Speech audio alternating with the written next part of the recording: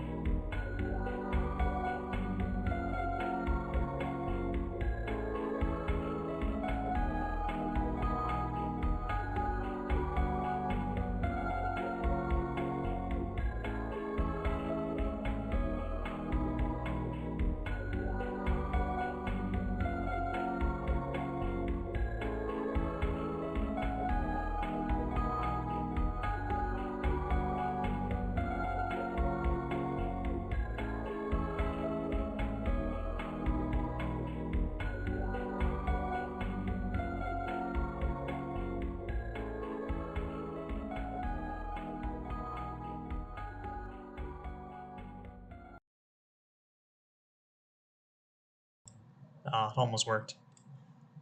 Hey.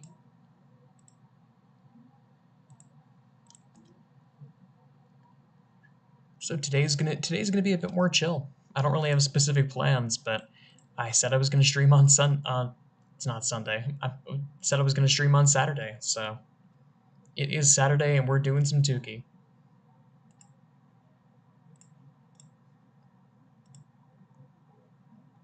Oh no. Hang on. Get the crop going. It's still set to the presets I had when I was doing Plants vs. Zombies. That's not right. That should be better.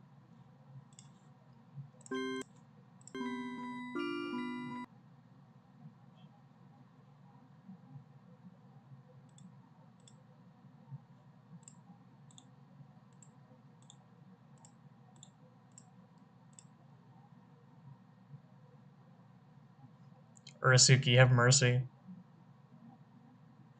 There we are.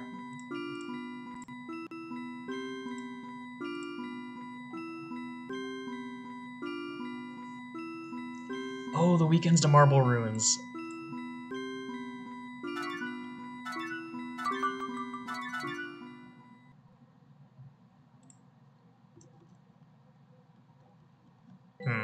The lag scares me a little bit. We try and walk over to the Nexus, and then if it's too bad, I'll just reset again.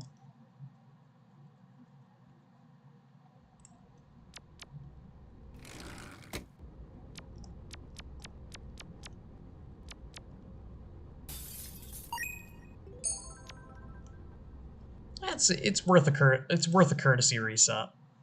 This is right at the start of the stream, so it is no problem. Okay, that's much better.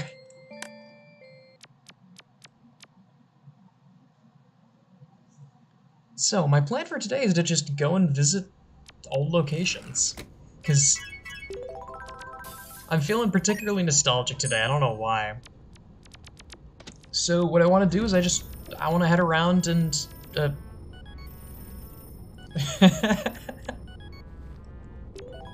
Ah, the Nexus. I just want to go around and find old locations. Locations that I visited way back in the day. Before I was exposed to the cosmic horror that is Yumatuki in its full form.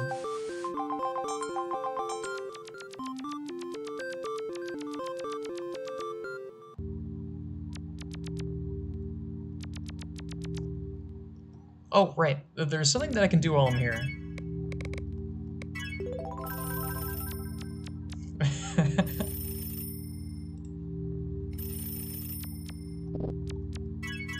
I thought more would happen.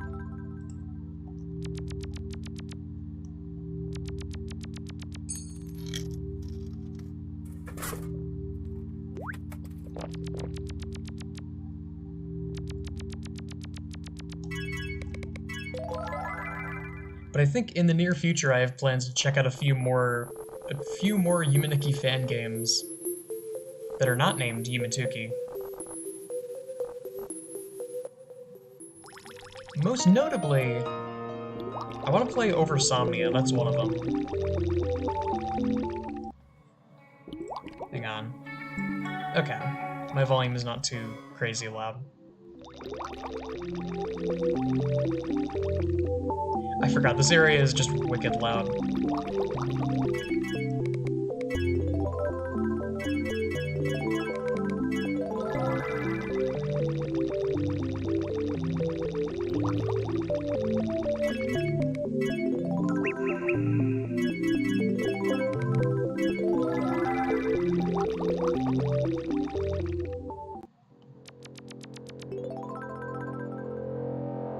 And I mean, while I'm here, I can just go through this path twice.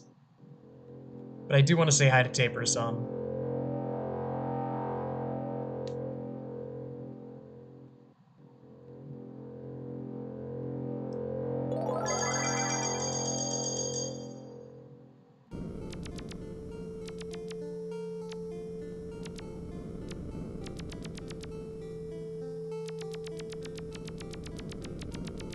Oh, it's you again.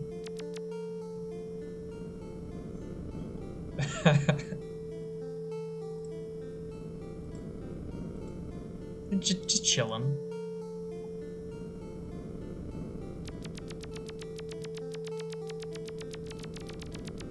Oh. Hello.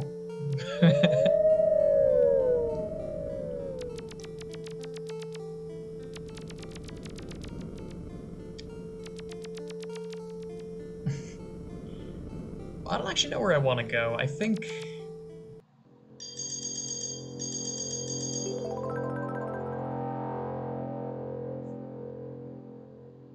probably Underwater Amusement Park. That's the place that springs to mind.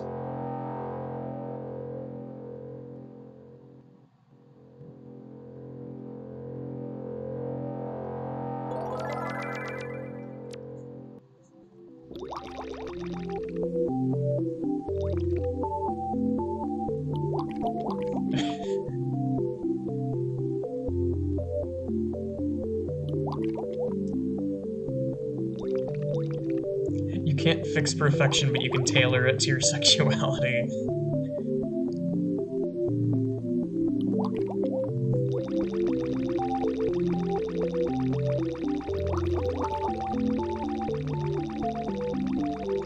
I gotta play through Undertale Yellow.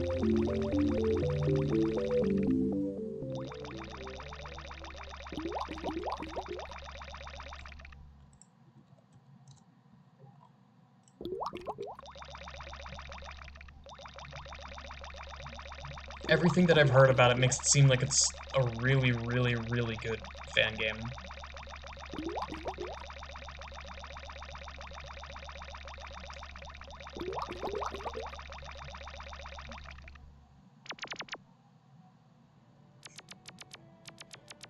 And I mean, I mentioned it before, I'm not normally a fan of fan games, because just kind of the vibe they give off, but I will always respect a fan game that has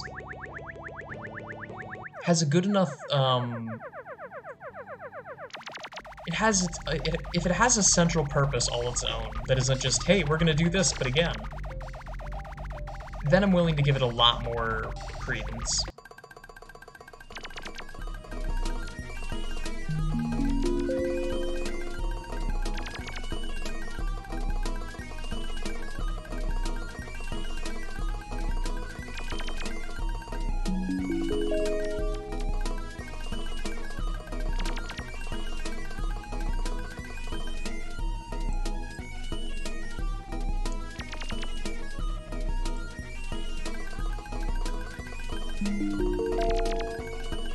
The fact that this is Camellia music is so much...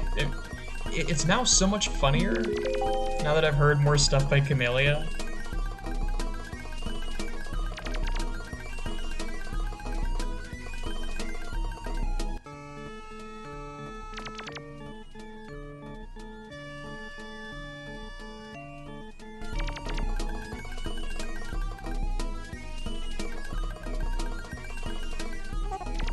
I'm not sure what this developer has against clowns.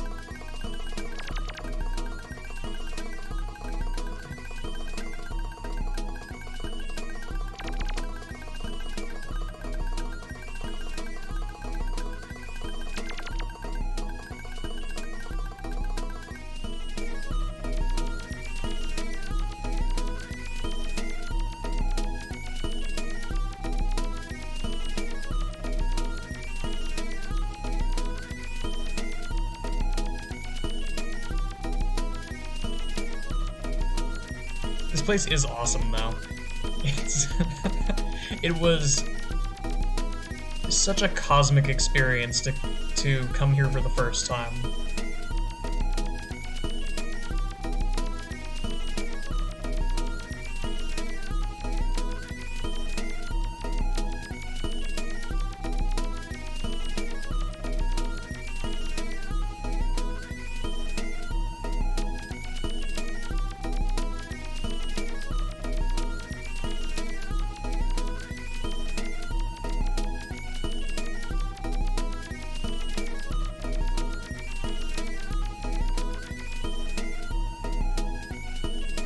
The creatures.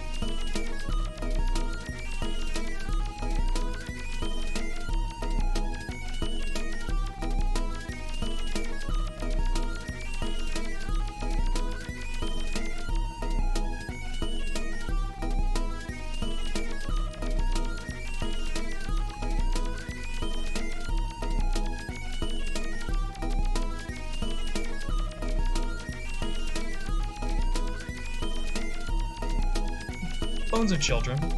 Nothing crazy.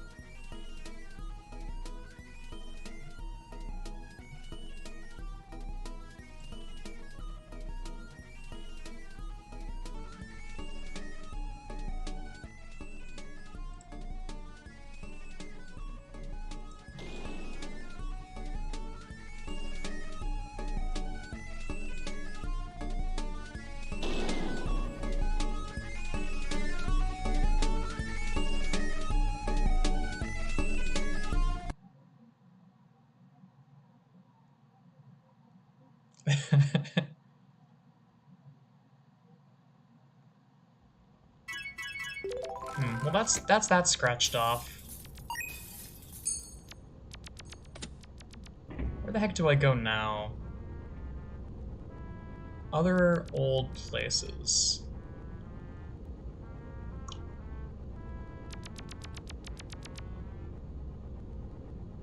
Apparently there's something new in Hospital Outskirts, so I should go there and see. Because this is, what? This is the first time something new has been added to Hospital Outskirts in... probably... at least 5 years. This place doesn't get added onto very often.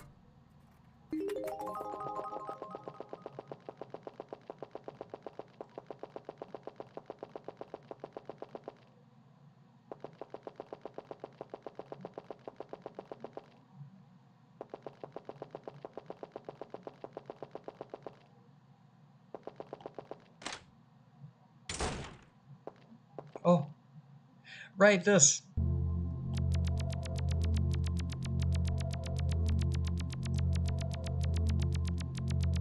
Just, this is the stream where I let my... I don't even have ADHD, but this is where I let my ADHD flow.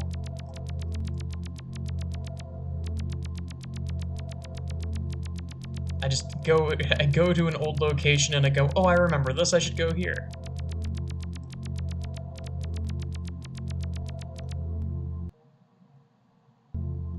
Okay, good, it is two-way.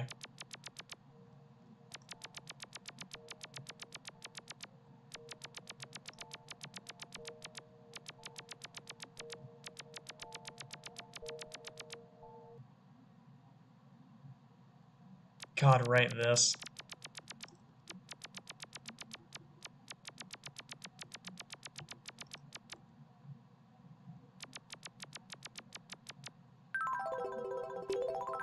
I think this is where you get stretch? This painting looks so cool, though.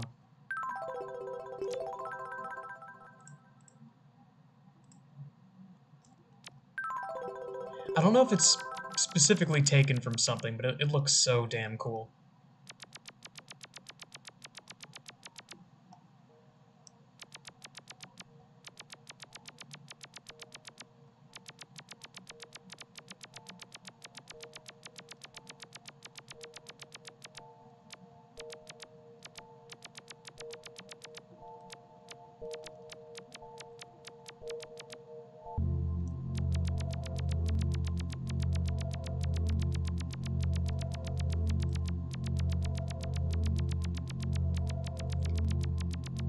I do eventually want to go to Intestine's Maze, and if I go to Intestine's Maze, there are like probably 20 different locations that I would want to go to off of there, so I might be here for a while.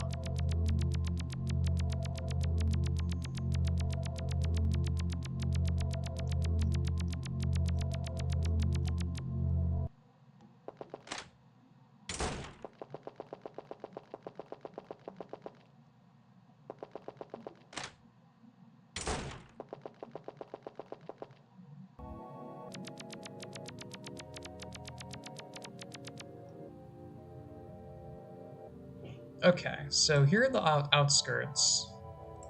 Isn't there something new here? I could have sworn.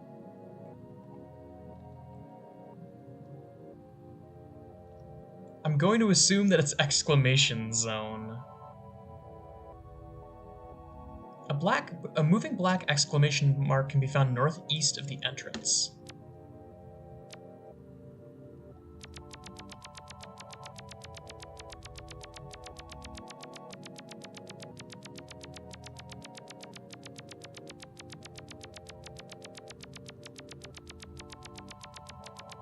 Huh. Oh, there you are.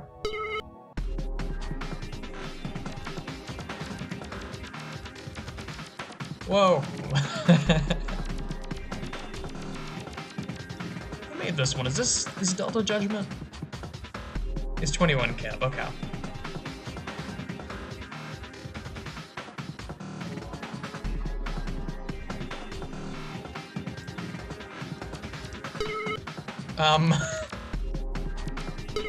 Let's go.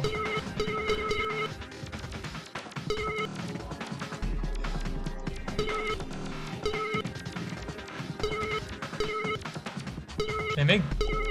Oh, you can't make two of them happen at once. That's fair. That's really sad. This really is a location that exists.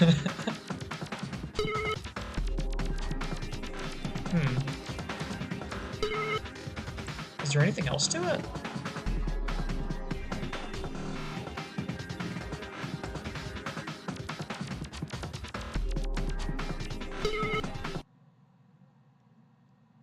Oh. Urasuki gets hit by a car and dies. I guess while I'm here, I'll go to the glitch thing.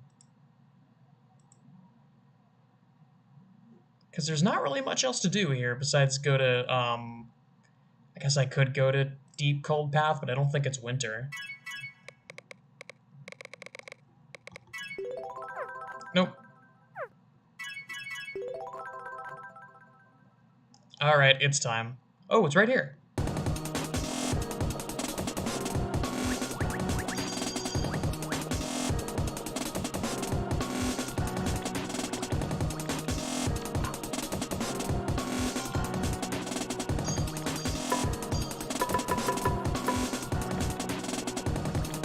Oh, I shouldn't interact with that.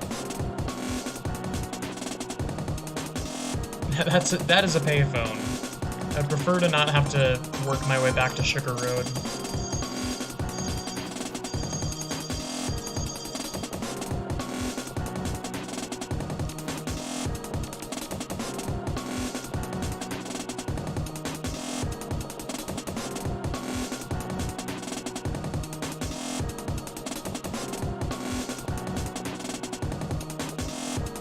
Oh, come on, do the thing. I'm already here. Do the thing where I get teleported to the room full of chasers. Please?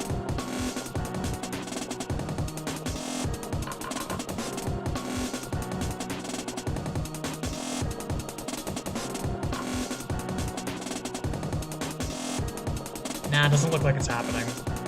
I'm sad.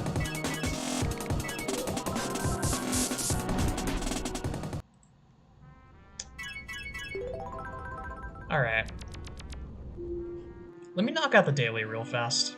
Or, not the daily, the weekend. Because it's to Marble Ruins. It should be down here somewhere.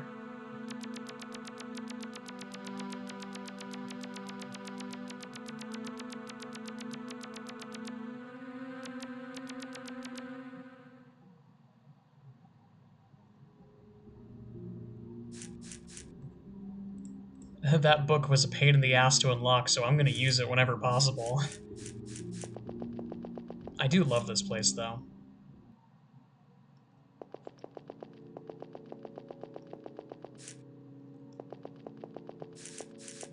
Noeldoof has proven that they are the master of huge, sprawling, cool areas that have a lot to them.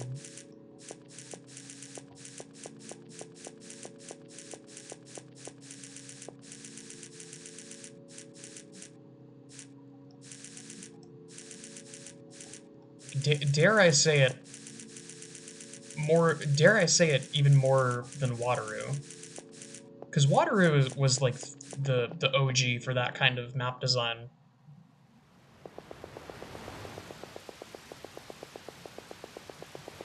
But Noeldoof stuff is just on another level, man. It's so cool.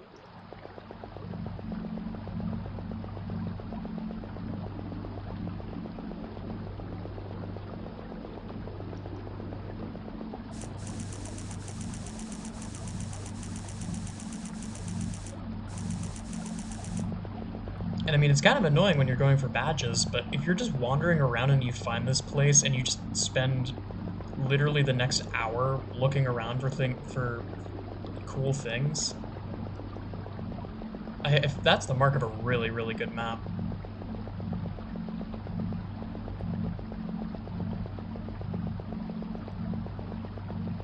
Because this game, at the end of the day, Yumatuki is not a collectathon. Yumatuki is an open exploration game, and these maps are excellent for the open exploration factor of it. Or, I guess it could be both. Because there are also newer things like Dream Wardrobe that play a bit more into the collectathon aspect.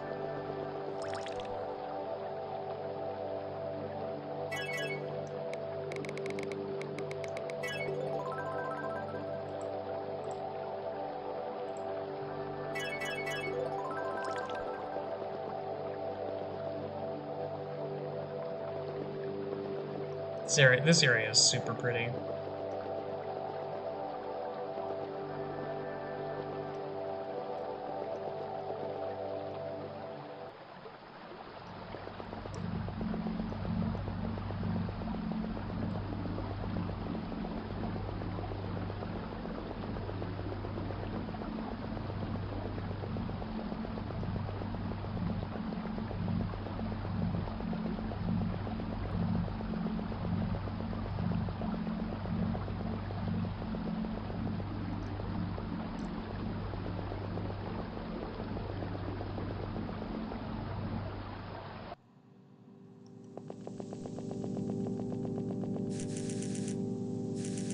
Oh, this music is from...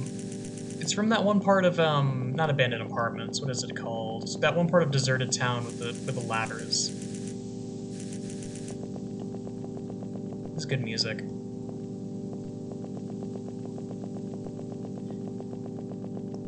I think Water does earn points for the soundtrack. Because I'm fairly certain that Wateroo did all of their own music. I could be wrong in that.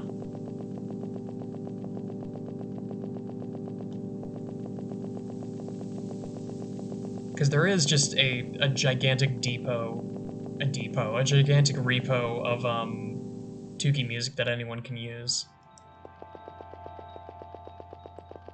Oh, it wraps horizontally. How about that?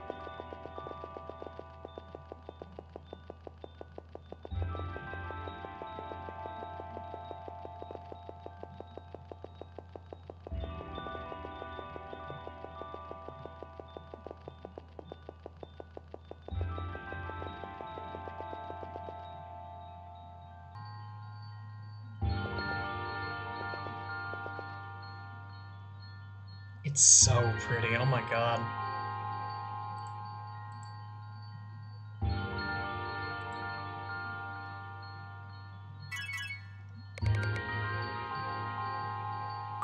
I just want to sit here for a second. This is extremely pretty.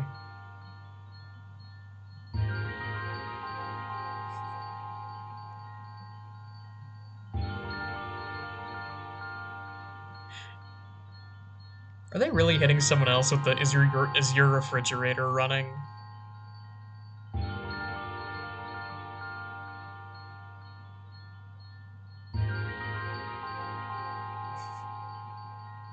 Hey, do you have Prince Albert in a can? You do?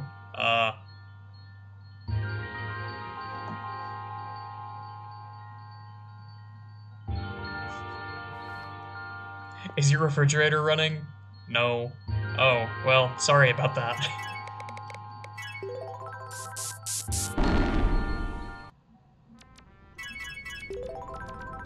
What else? Old locations. Probably Mushroom World, huh? This place has been mostly untouched, from what I can see. I mean, there is that one ice cream area now, over here.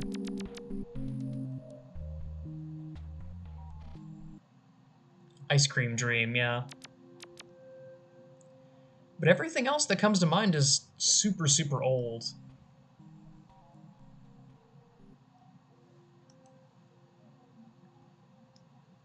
Because all this stuff was here when I was first going around Tuki.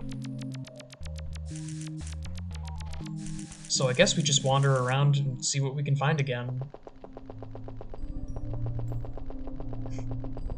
And of course, since I'm here...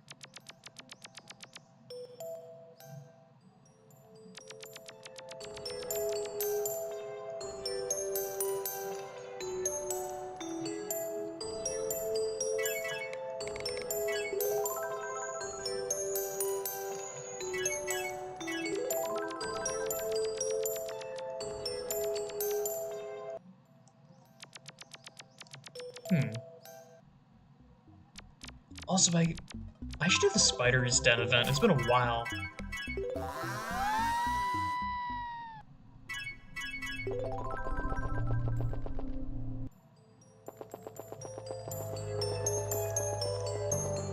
Right, this is special music.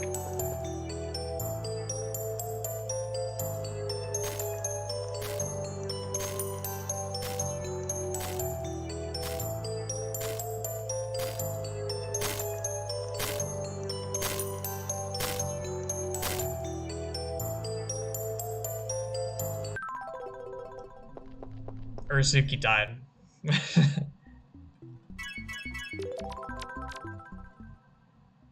Oh, right. Fairy Tale Woods is that way.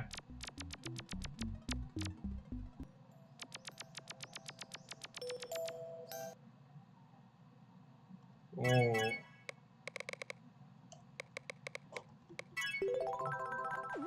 I actually forget if there's anything this way.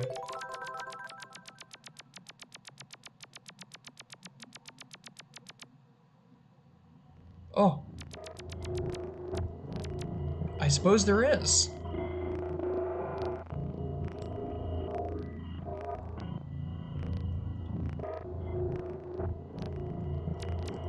The tree. I guess that's it.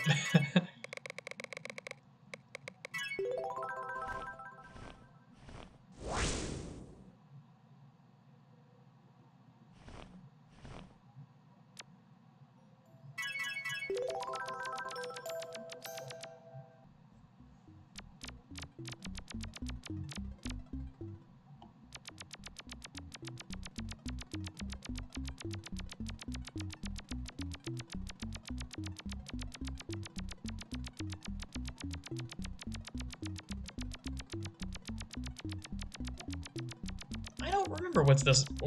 I don't remember what's this way, actually.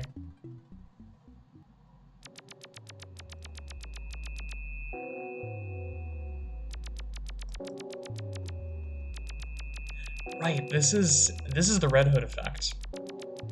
Because there used to be an apple in that tree, and here's the weird granny and wolf.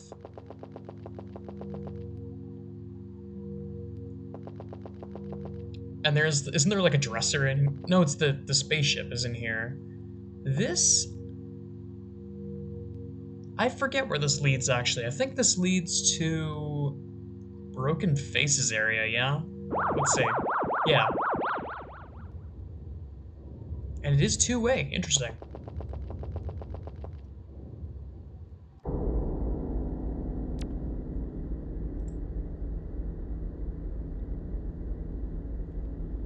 Oh god, right. The reason why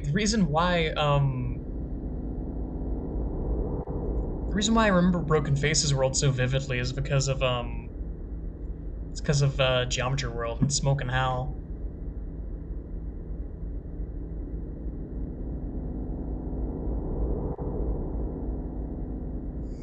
$28. Hello.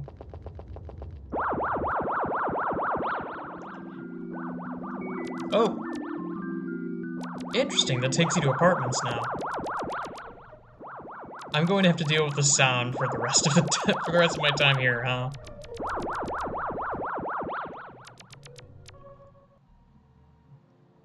I really gotta play You Make Graffiti. Because You Make Graffiti, to my memory, is, Oh.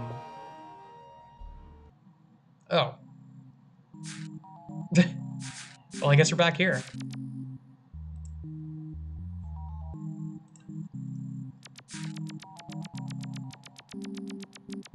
You Make Graffiti, to my memory, it's a Yuminiki fan game that's created by Odin, who's the creator of a whole bunch of these paths.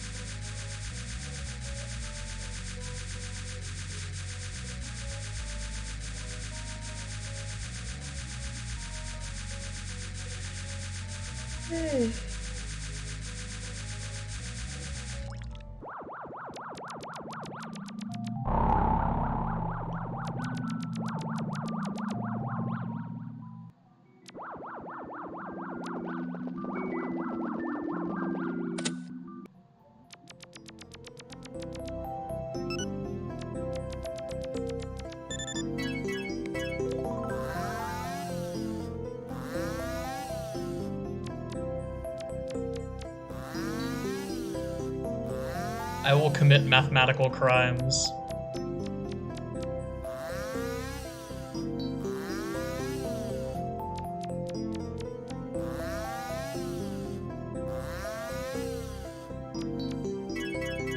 Oh no! It's a lot sillier with the Infinity one. I didn't mean to make you bleed, friend.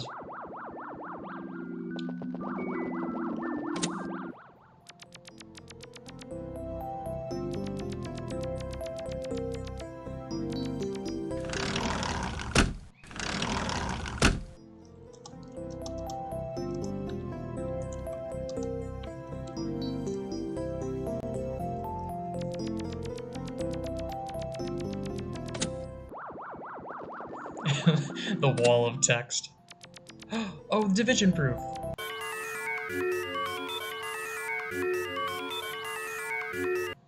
Yes.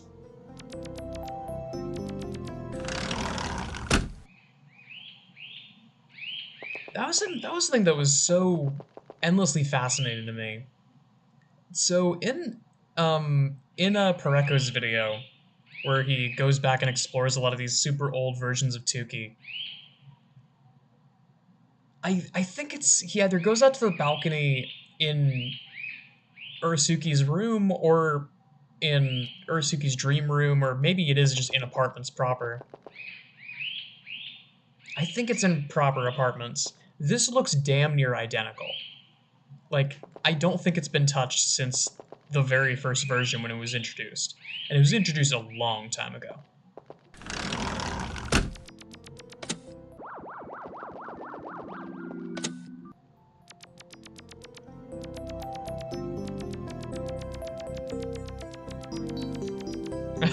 Hello. Fine gentlemen.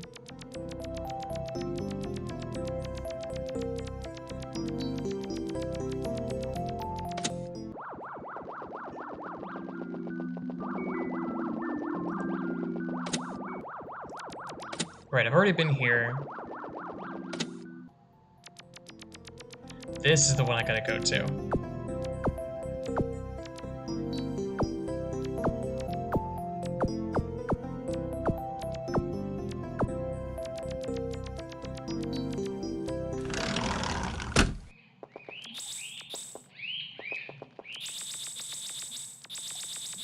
This is definitely a Stalker RPG Maker sound effect.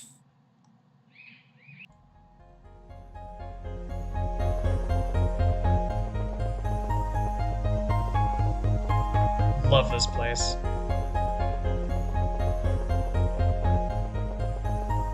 Like, for how much cool stuff is in so many of the other areas,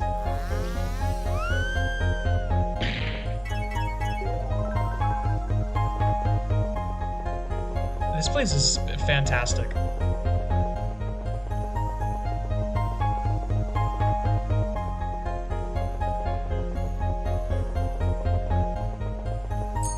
It's got everything you would want. It's got a vending machine, it's got a place to sit down, it's got jokes, it's got genuinely really cool visuals.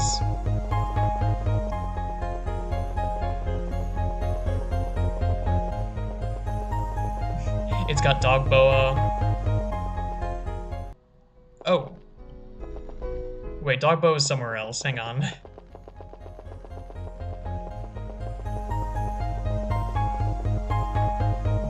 That's the flying dresser that I was thinking of with where the UFO was. Okay, Dog Boa should be up here. Yes! Dog Boa!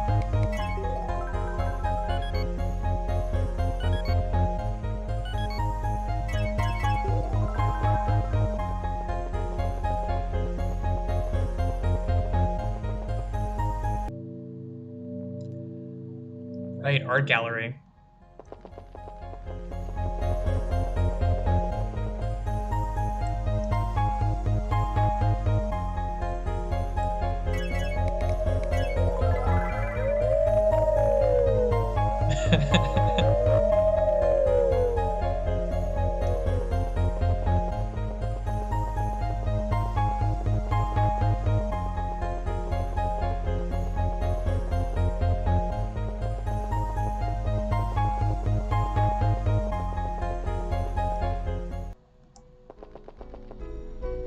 Alright. Flying dresser. And it takes us here, right.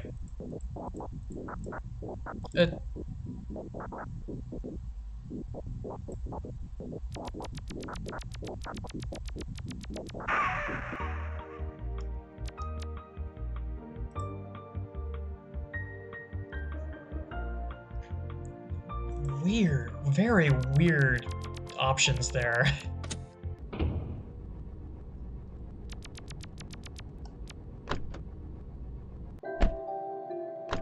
I've never actually explored this stuff.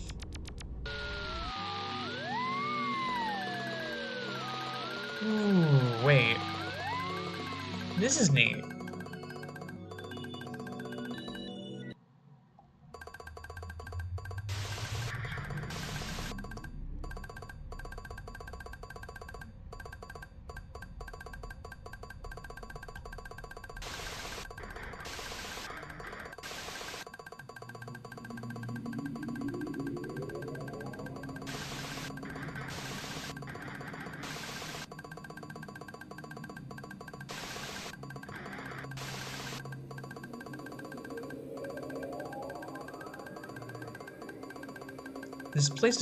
This place is really large.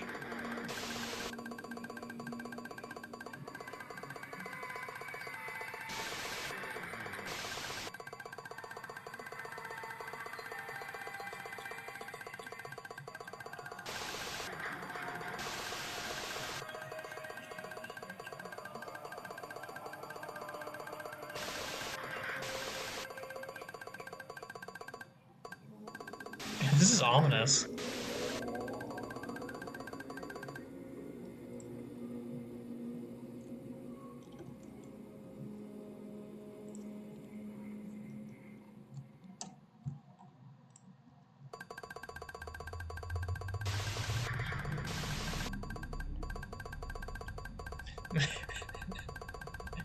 Okay, that's funny. It didn't happen for y'all because there's a stream delay, but the moment that I posted Motto Smonk, the number of people in the stream, the number of viewers of the stream went up by 2. Immediate +2. Slate doorway.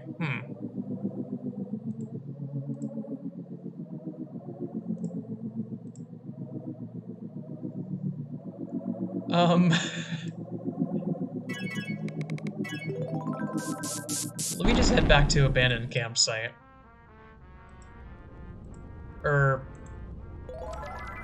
Hang on. Lavender office.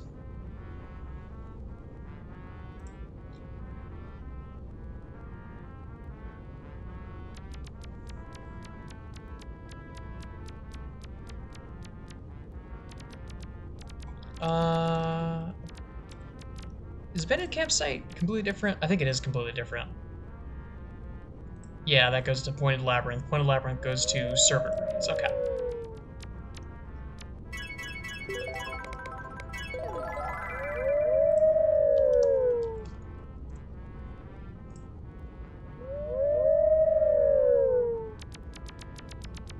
Alright, where to now?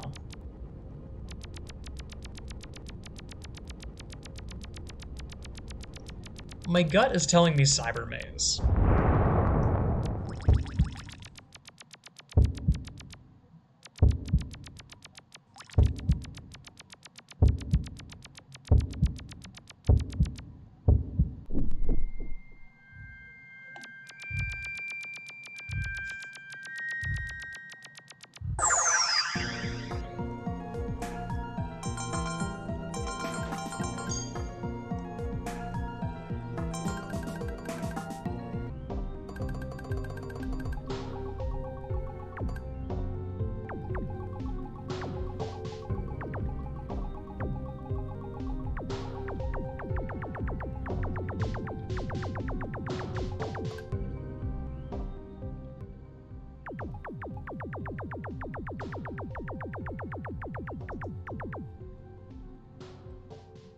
Oh wait, this is the wrong place. I was gonna go to Dream Mexico.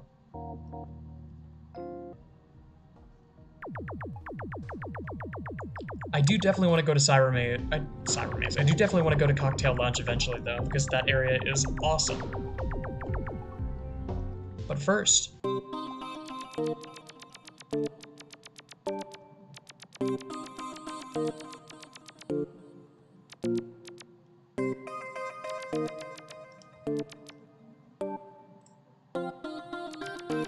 just look at this guy. Right, I should be... I should have Grave on for this.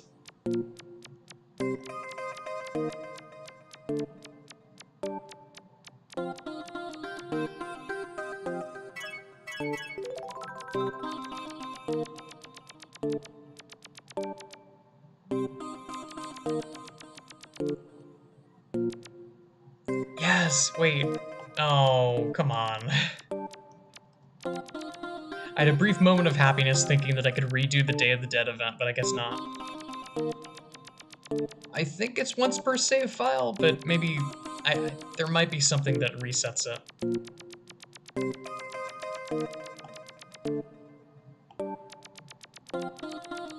I'm mainly here for Ancient Hydrangea City and the self-making guacamole. That does look really good, though. Oh my god.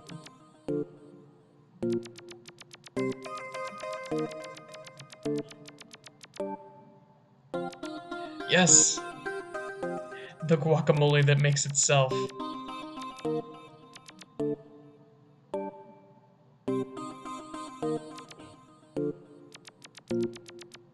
Hello!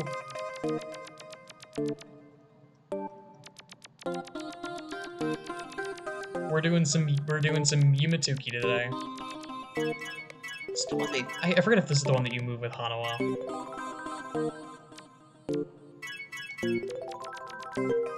No, right, you interact with this, and then there's the thing that requires Hanawa.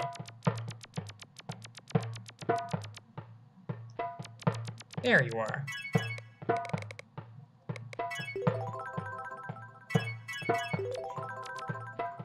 I love the little, I love the one on the right that, like, it saw the middle guy move and then kind of, like, looked over like, oh, I'm supposed to move too, huh?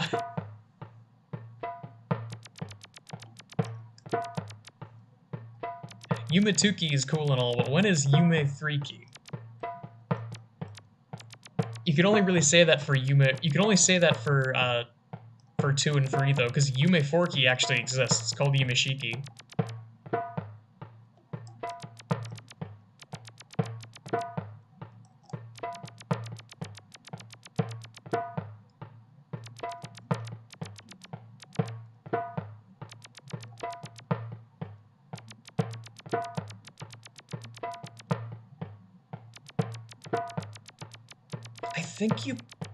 I think you kill this NPC?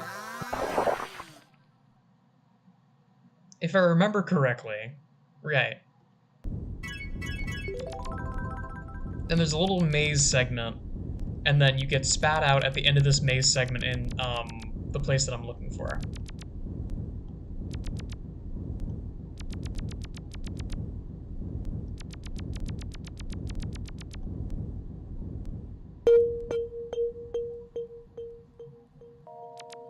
I got through that real fast.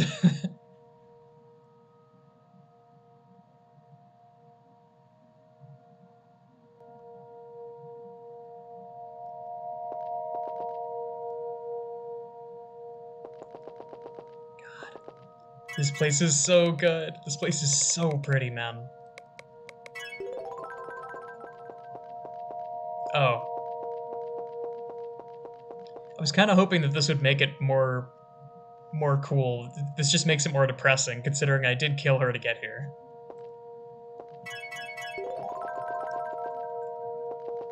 I have successfully made it to the afterlife. Hooray! Oh yeah, this is where you use Grave. Yeah.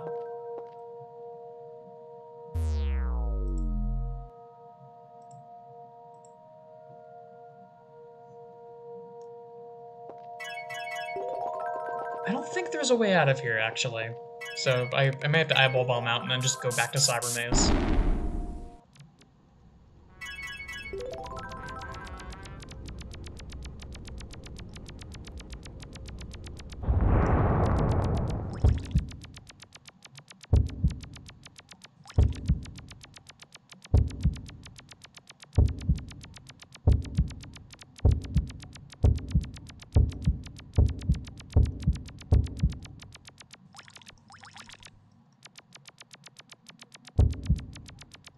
What do you mean, snow condom? What is this? What do they mean by this?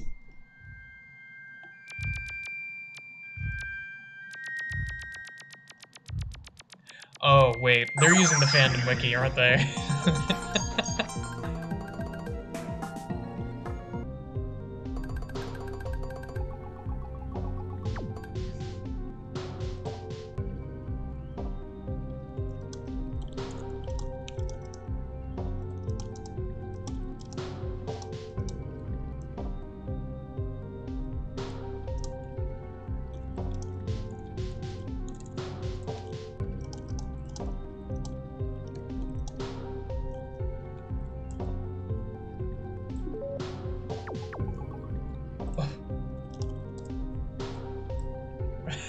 Never mind.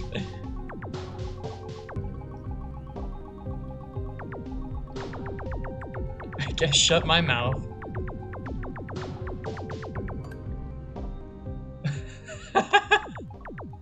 Use it to put the fear of God into them. That does sound like something you'd see on the fandom wiki.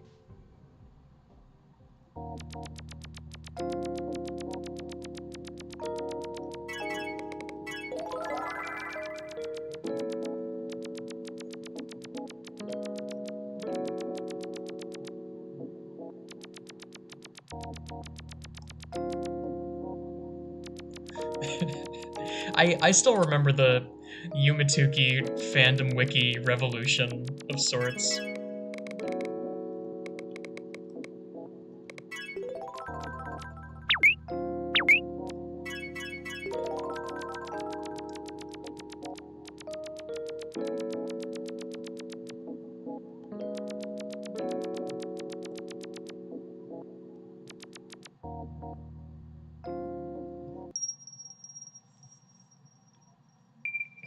Because to those who weren't around for it, I think almost everyone was at this point. Yes, Gus Fring World. I think everyone who's like a regular watching Tuki stuff is aware of this by now, but to those who weren't, after a certain point, the fandom wiki, the moderators got stripped of all their power because they tried to move to delete the fandom to delete the Yumatuki wiki from a fandom and move it somewhere else, and the fandom moderators said no. So out of spite, a bunch of members of the Tuki community ended up going over and essentially brigading their own wiki.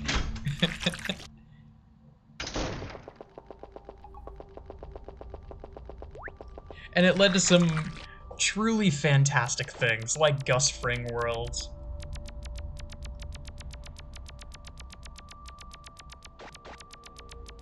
There's still a bunch of screenshots in the YNO Discord. And to this day, I don't know if they ever changed it back. I think it's still there. Someone also changed the logo itself of the like fandom wiki. So to this day, it's still Yumatuki in the Seinfeld font, and I think it's going to stay like that forever. But it was so damn funny. Just going to the fandom wiki and then seeing Yumatuki in the Seinfeld font, and the background of the font of the wiki was replaced by what was it?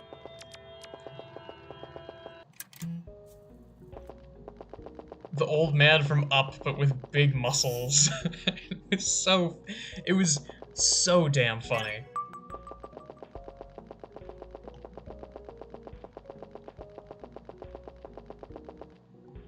Just going to the wiki because I had heard about the incidences. I'd heard about the incidents.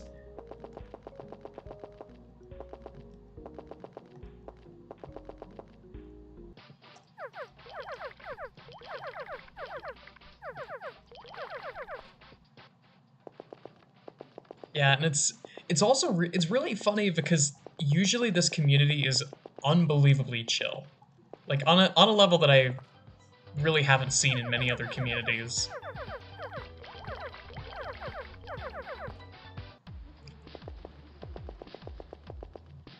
Like, we shitpost and we do our normal crazy thing, but when it gets down to, when it comes to, like, actual drama, in the Tsuki community, there really isn't that much.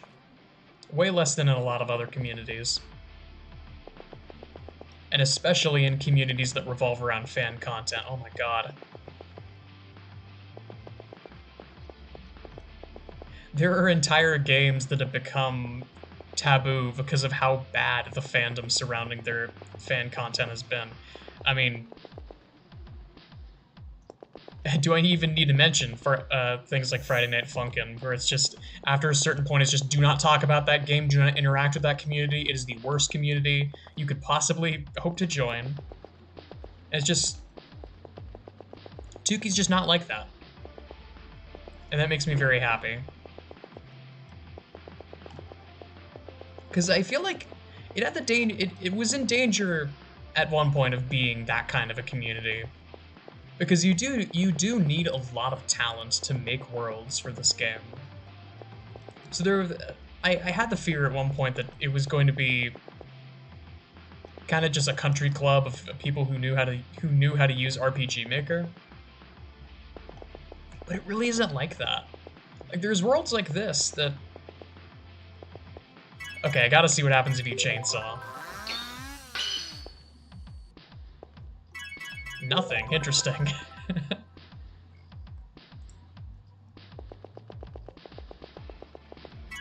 I'll leave now. Apologies for the interruption.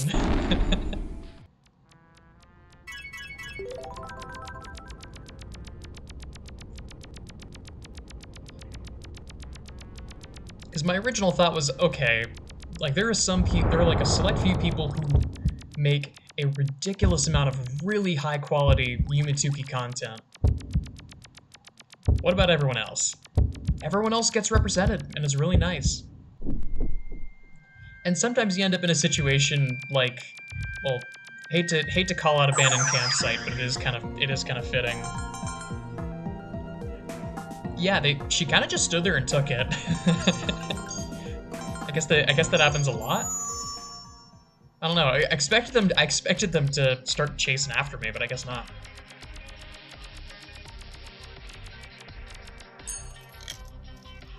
I hate to call out Abandoned Campsite in particular, but it's what comes to mind for this, that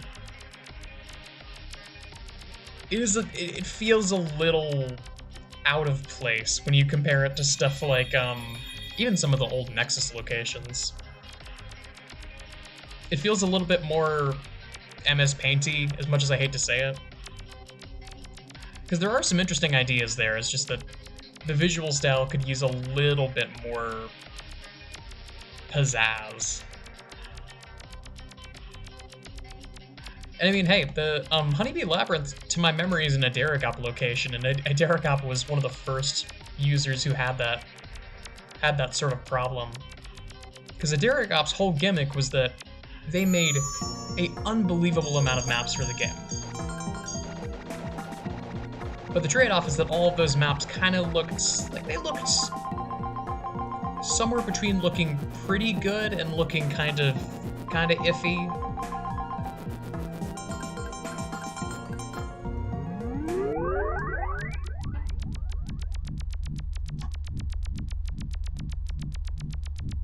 But I still give Aderigop credit because there are a ton of worlds. And there's also just a lot of interesting ideas. Oh.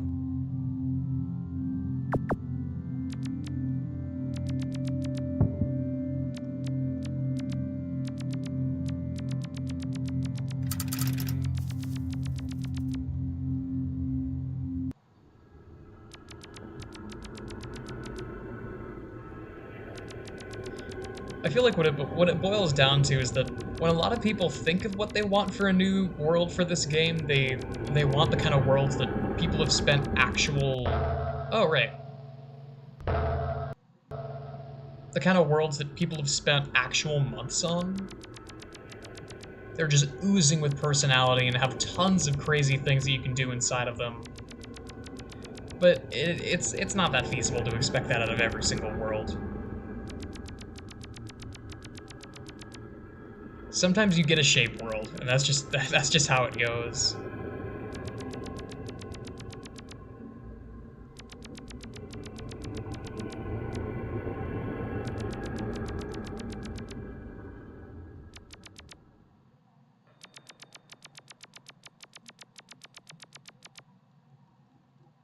Someone's being wowed by Famicom Caverns.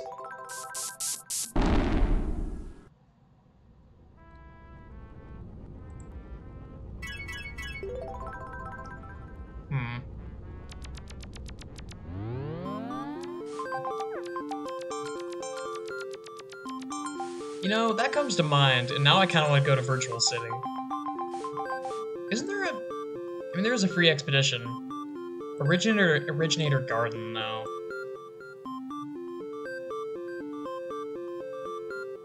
I mean, Kotensu's worlds are fun.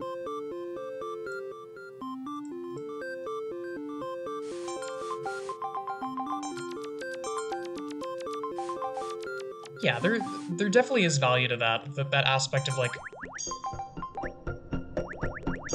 I like the idea that, because with Yumeniki, it was more of Matasuki has very deep emotional trauma, and it shows through her dreams. With Urasuki, it feels a lot more like, well, Urasuki just gets to look at a lot of people's dreams, and the styles are radically different.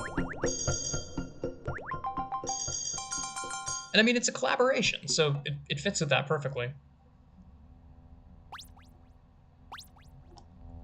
Oh yeah, Ituki's completely different than Yumeniki. It's almost uncomparable. Like, Yumeniki is a lot cooler if you like very, like, how to describe it? Things that you can read into. Yumeniki is a lot better for that. Dot Flow has that same sort of vibe of, like, very, like, weird... I mean, Dot Flow is a lot more dark, and a lot more, like, to the point of there are some very effed up things happening here. Whoa! Haven't done that before.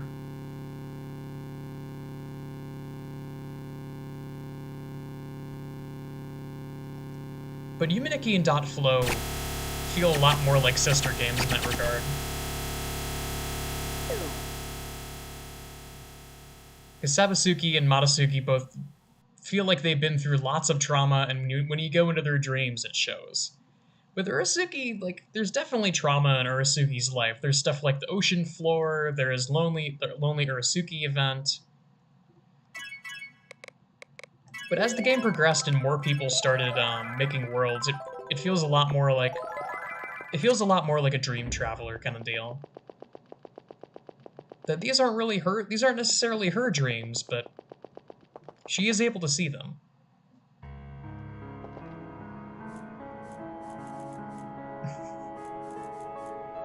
Not to rule out the possibility that Urasuki dreams of maids in Japan, but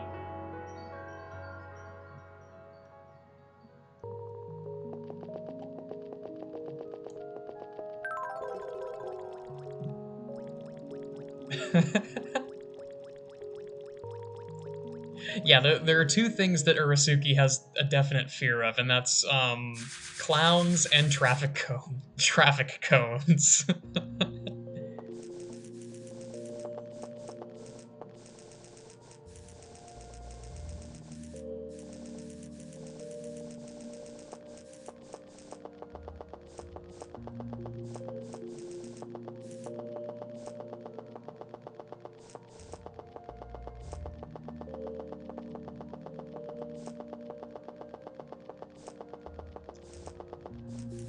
Oh, dang it. That's sad.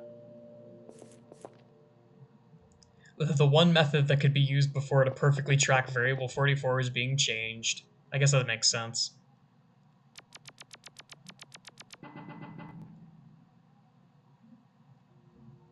It does feel a little. It does feel a little bit too metagamey to be able to exactly know.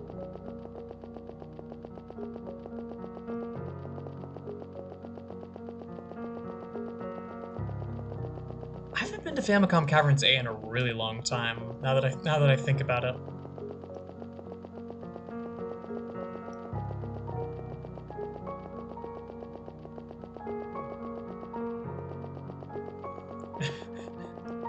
Bears in mind. What do I do now? Rotate it slowly.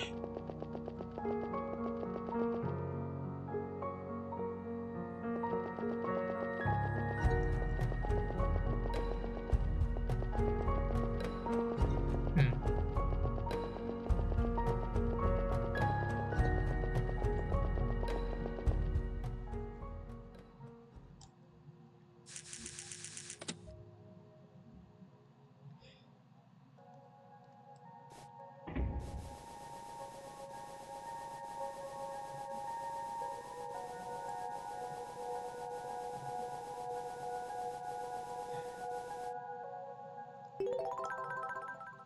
The whole online functionality is given Tukey so much more life.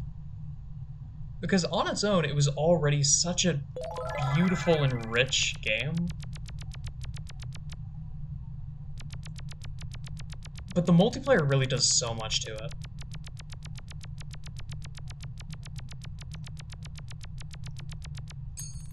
Though at the same time, I do have to wonder. I do have to wonder. What would Yumatuki have been like if it had fully been taken off of YNO project? Because a few years ago, that was the question. There were a lot of old creators for the game that didn't really approve of the game having an online mode.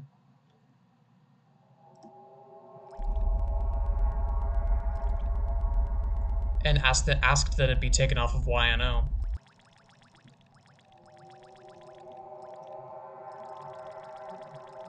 So I do have to wonder, what would it have been like if they had capitulated and nothing else had come of it and it had just stayed offline? I feel like there would have been much more scarce updates for sure.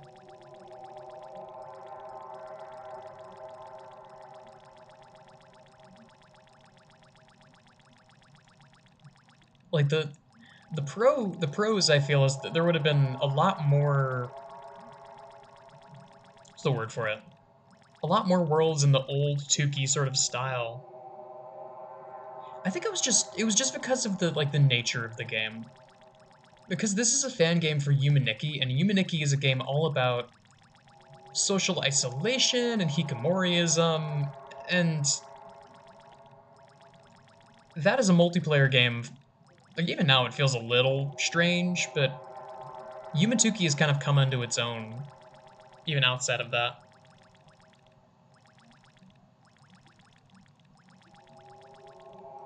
Yeah.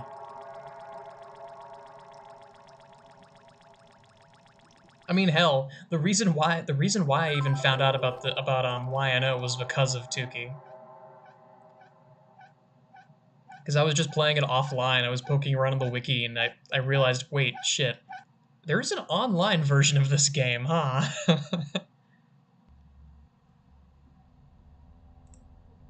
It's like the few pros that I can think of are there would be worlds with more cohesion, which, you know, better and worse. I like the variety of styles. And also Morio would still be making worlds for this game, because I seem to remember that's the reason why Morio stopped.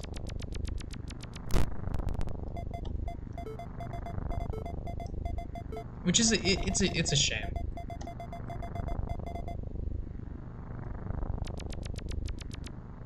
Because they made some really, really, really cool worlds.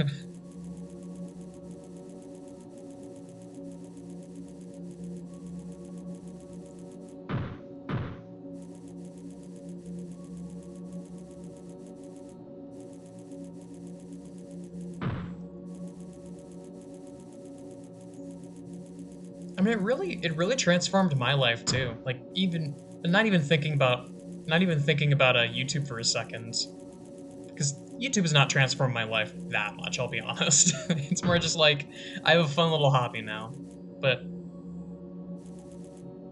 like the people that have met here are awesome, and this is honest to God, this is one of the best free games that I've ever played in my life. I don't think it's close. It's super comfy. Everyone here is great. The worlds are stunning,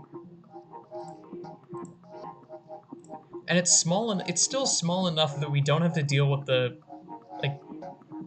I mean, as I was mentioning before, the weird and like petty drama that tends to come up in a lot of like cumulative projects. There's still beef here and there, but when it's resolved, it's resolved. So everyone resolves it as adults.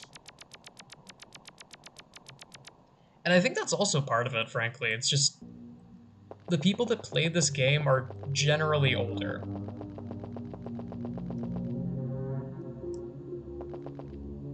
And I feel like that helps to make the community a little bit more stable, but maybe that's just wishful thinking.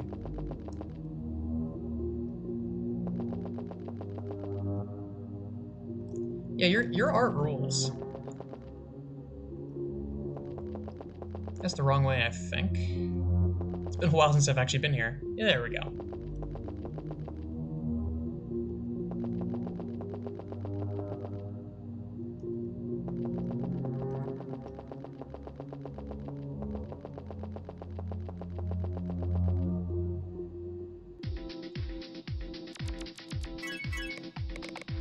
But it was beyond cool to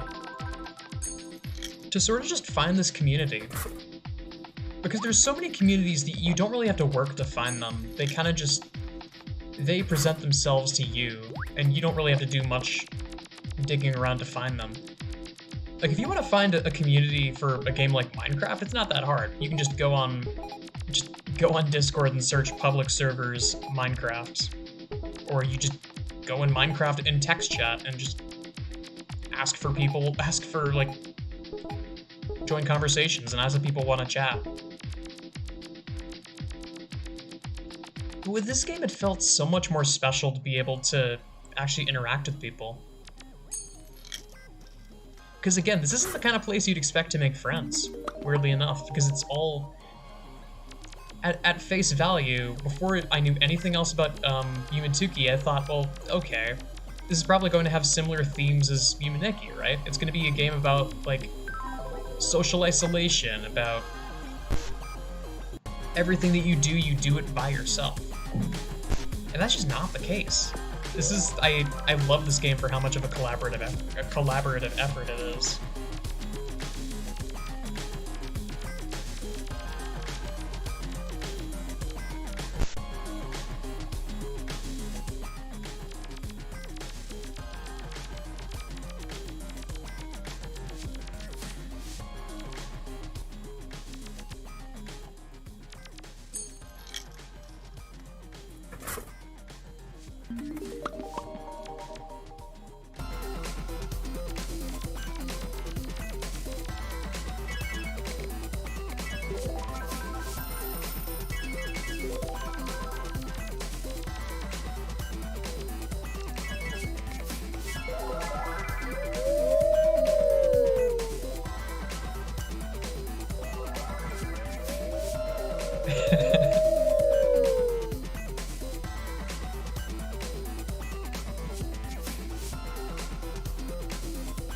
The Miku bar is awesome.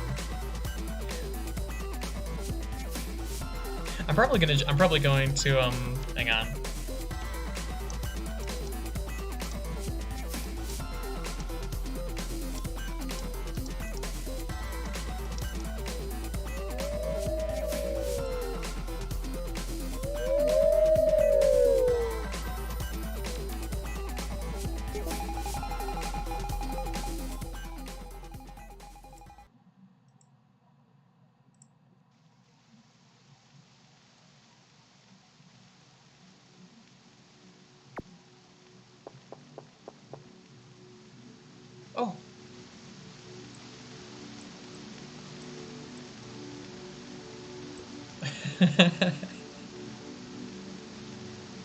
Just like that. That is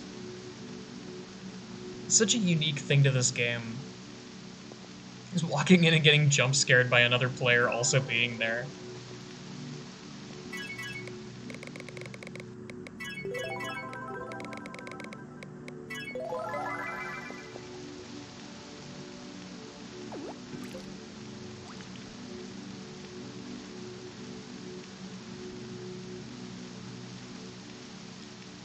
But actually, give me just a moment.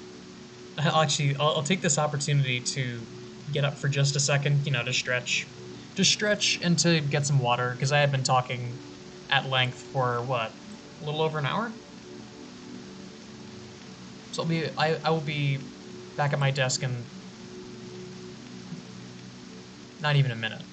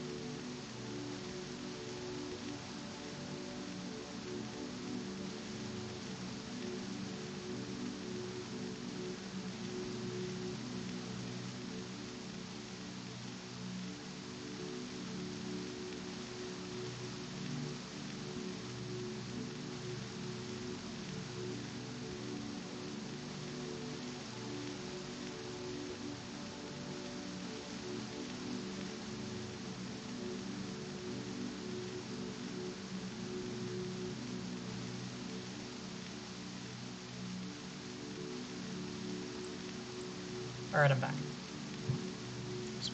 I went to go get some water from my fridge.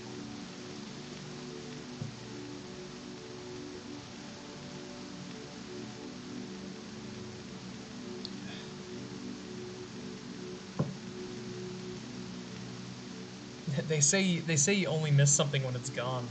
Last year, last year when I was on campus, I didn't have a fridge and I didn't use it at all.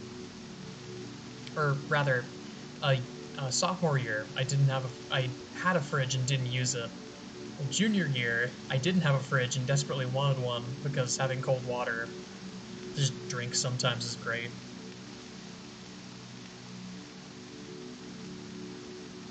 And now I've reached the actualization of the self, and I have a fridge. It has cold water. I can just go and, you know, hydrate. It is important.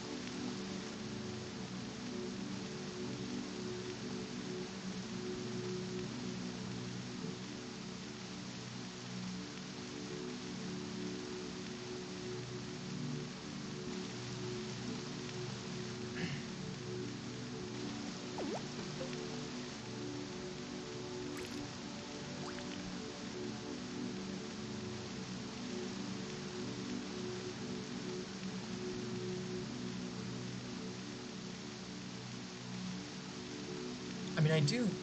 I mean, I highly recommend. But of course, work-life balance, work-life-school balance. Can't spend too much on one thing because you got other responsibilities you got to deal with.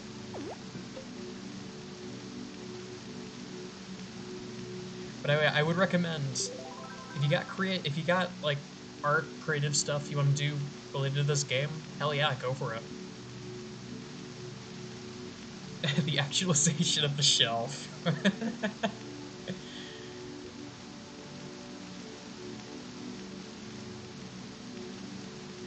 it's it's a weird kind of situation that this game is in. Because on one hand, I want this game to have more. I want more people to know about it. Dang it, because it's so cool. And there's so much talent that gets pumped into this game.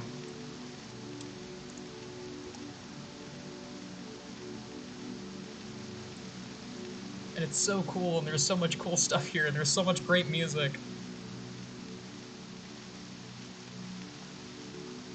But on the other hand, like I said before, there's that whole thing of like a community gets large, it gets bloated. More people join, younger people join. Suddenly there's more drama, there's more undesirable stuff that starts happening because it's a larger community, and that's just how it goes. It's a lot easier to manage a group of like three or four friends than it is to manage an entire 20 to 30 person group.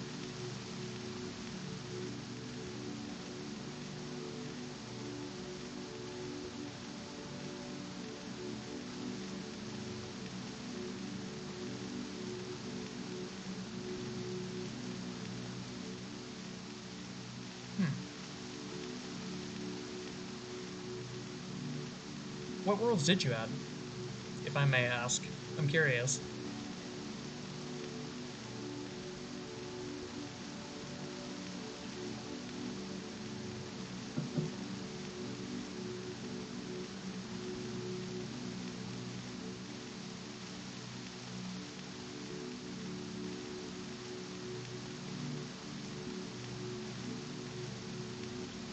I am happy this semester feels like it's going to be more relaxed in general, which I'm very happy about. Because to be frank, computer science has kind of been kicking my ass a little bit. But I'm making it through.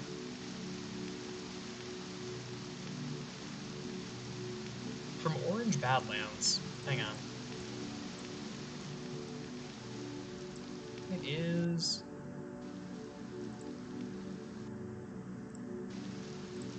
probably this one. No.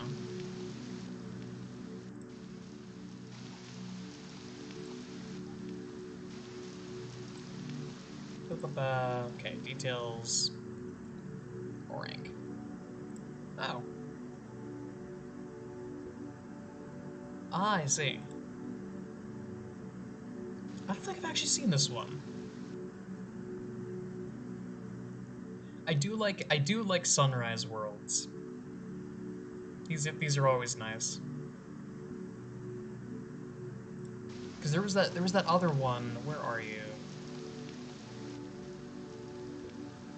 There's this one, right? Stingray Skies. This one looks so damn good. Which I'm definitely I kind of want to go here now. This place is beautiful.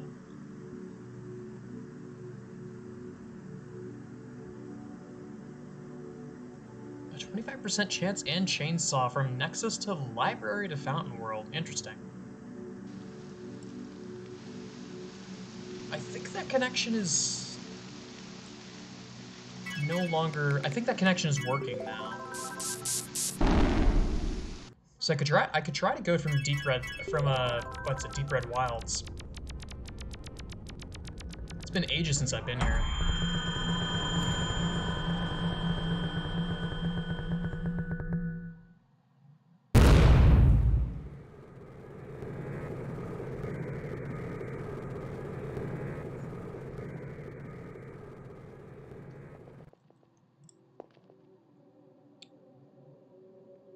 Ah. Oh, it's probably not on the big map yet.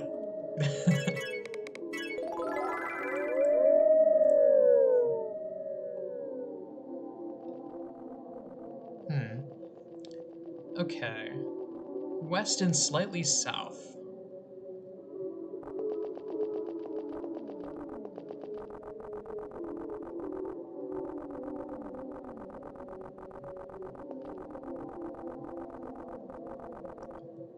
This is probably it. Oh, it probably is the tricolor room piano. But that's from that is from Urasuki's Dream Apartments though. That's probably what it's referring to.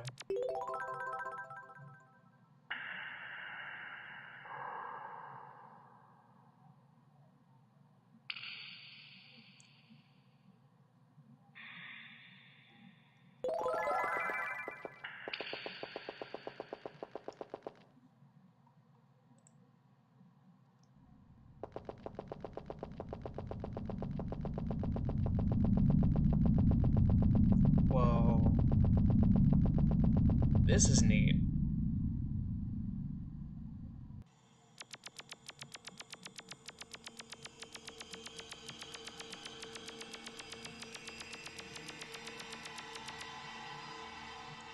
Oh, that is awesome. This entire in-between section is really cool.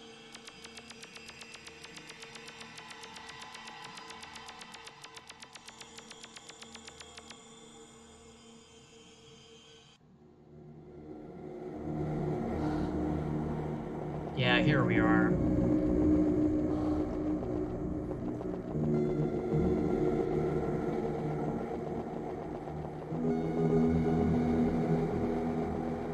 This looks so damn cool. It's got the stingrays on the sides too.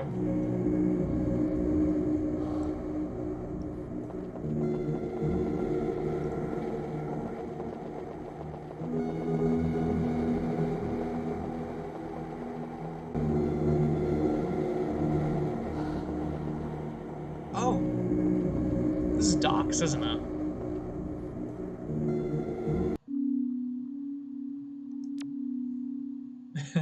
It feels so weird to have something in the docks that has color.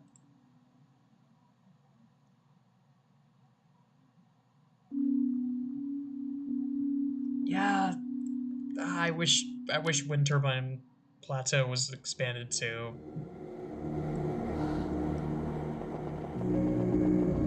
Just walking up and seeing the freaking ladder that you can't reach, and then the cool flower girl, and then realizing that's just it. That's the entire area, and it doesn't connect any further from there. I don't know what that noise was that I just made.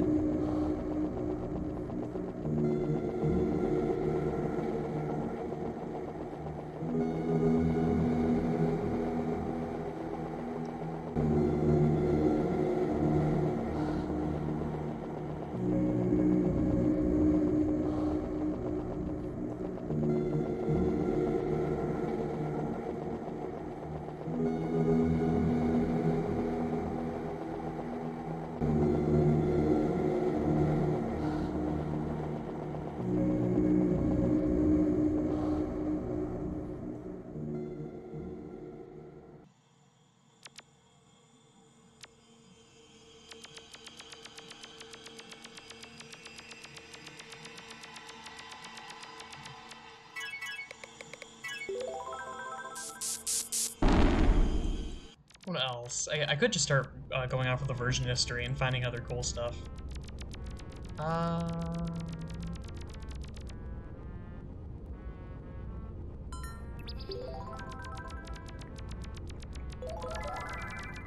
There's a whole bunch of stuff off of that place you mentioned from Orange Badlands, so I could go there.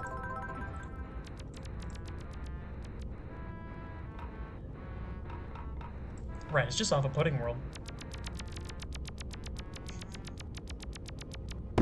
It makes me happy that Pudding World is finally getting more love and getting more like first and second degree connections. Because for the longest time, I think for a while it was just Orange Badlands. And before that, I don't think I think there was a time where there just wasn't anything in here at all. But Orange Badlands is definitely something. But we got Liquor Bottle Area now, we got Soy Basket Void, we got Pillar Arc. I gotta go to Pillar Arc too. I love that. That entire section of maps is so fun.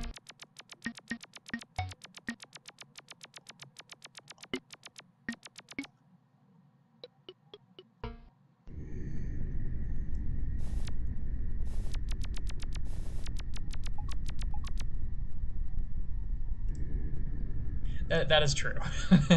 It also helps that Bean loves this place. Oh!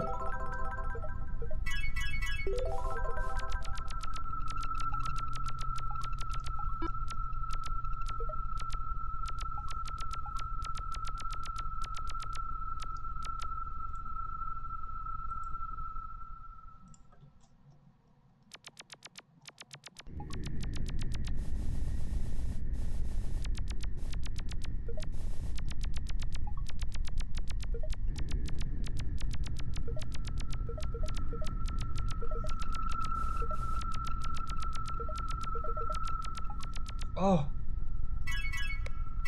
Is this... What the hell? I'm going to assume there's nothing here. For their sake.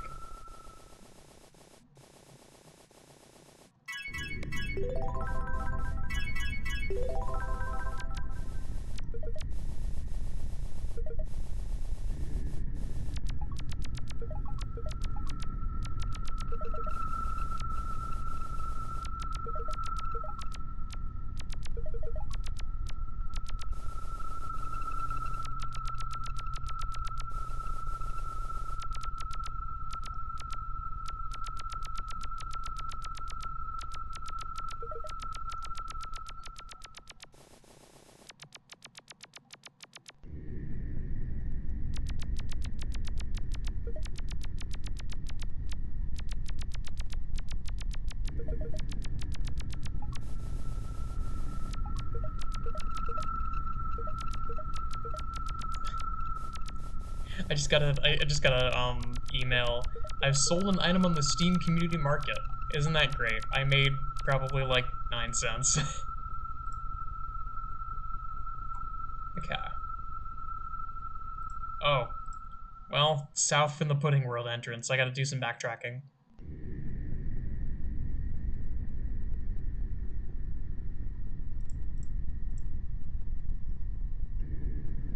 South and then heading east and looping back north. Ah, okay. So it's up there.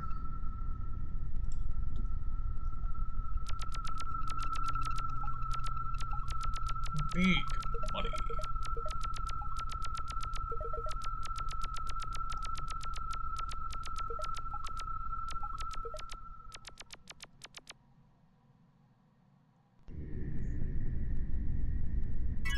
Dude, move. Move again. Thank you.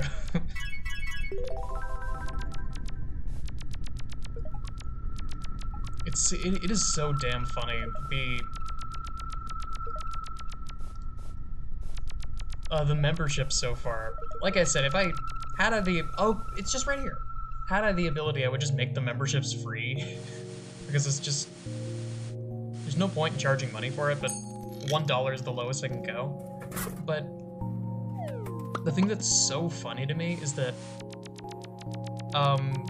YouTube takes, I believe, 72% of the profit.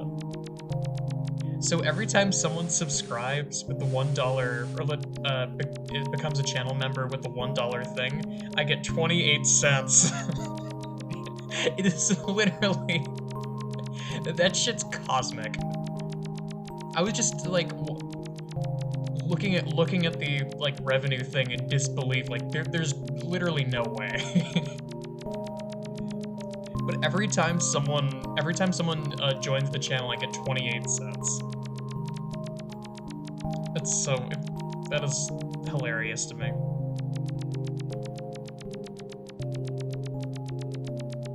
And I don't even get it right away is the sad thing. Because, I mean, I kinda get it. I get it to a certain extent. It's like they don't want to have to write a check for 50 cents every other week. But the way that they have it work is that in order for a content creator to actually get paid, you need to make $100. Well, over the past, like, few months, I've made 28 cents. So it's gonna take a second for me to get to $100.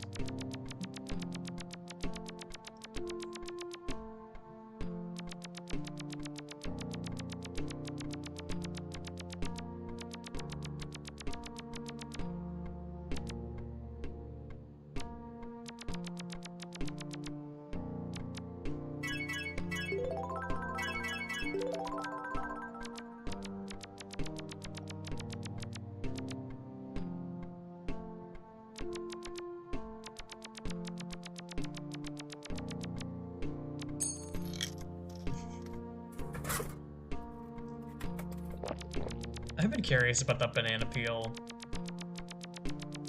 I wonder what happens if you go over it while you have the penguin effect, and you're doing the funny little penguin slide. Let's see. What happens here? Oh, the boring answer. I guess that makes sense because it's an event.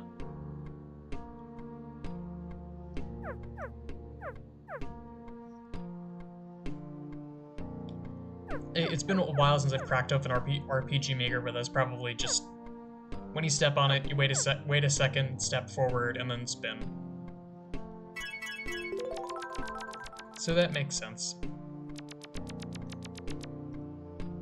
Oh, I thought those were buttons. No, those are couches.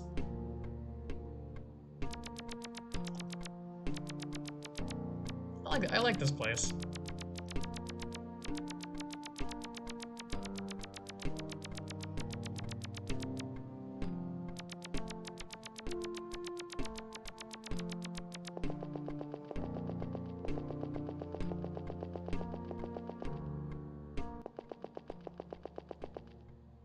Oh.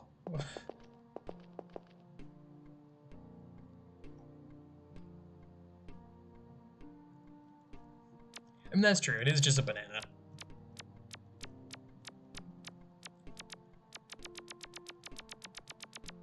No need to go crazy on an event that is just a funny banana.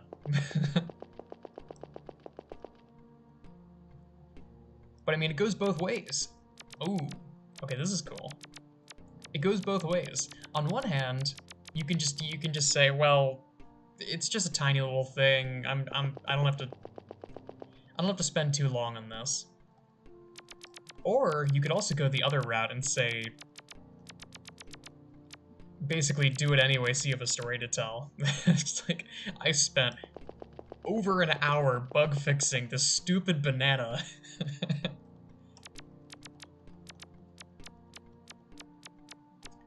So you have the potential to trade pain for a funny story.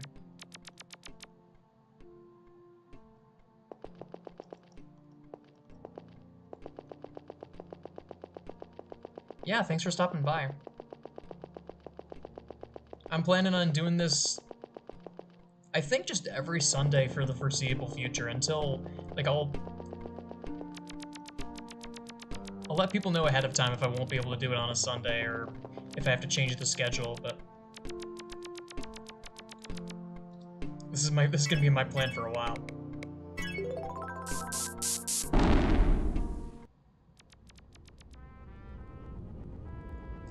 %. You could absolutely. I mean, just think about Jimbo. In fact, screw it. Let's go and see Jimbo. It's been a second since I've been to Sniper Bob's Worlds.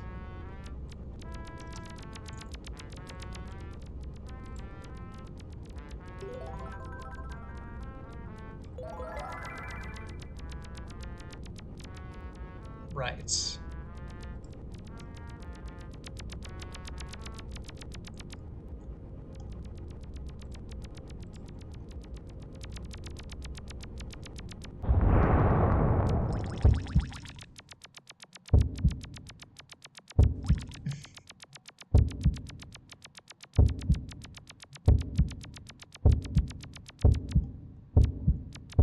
Yeah.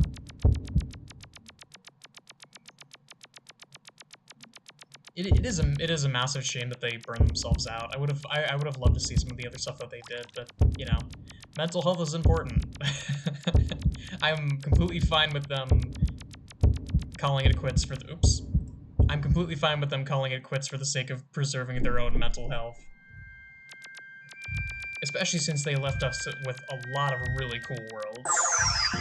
Including freaking horror maze. Like, when it doesn't get much more crazy and innovative than horror maze.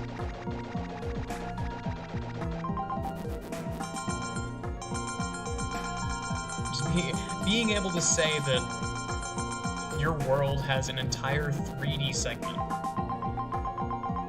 is just insane.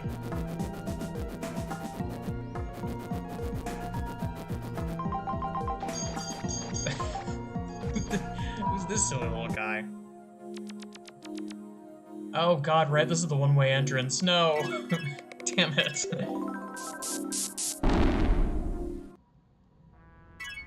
I just stranded someone there.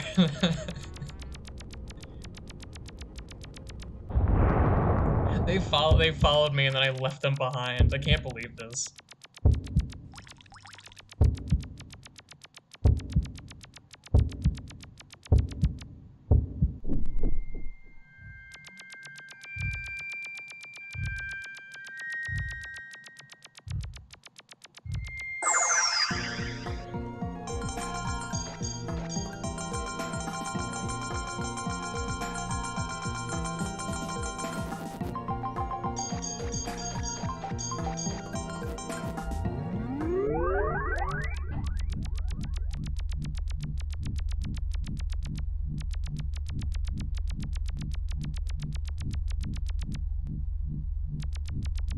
Okay, so Oriental Pub, is it through here? Oh, right, I forgot about that. It's not actually marked on this map. Holiday Health, it's crying, right.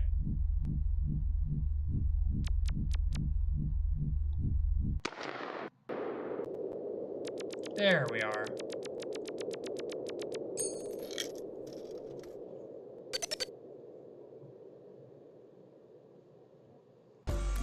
Oh, my eyes.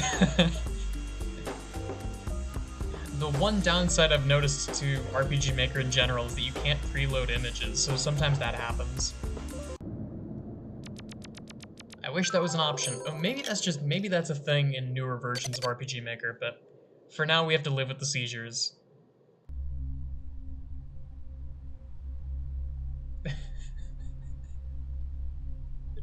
Did I just unlock a fisherman's badge? Did I see that right? Oh my god. Right.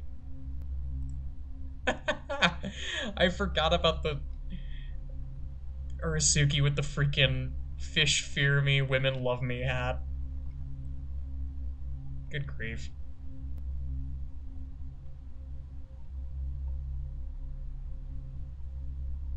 Here it is.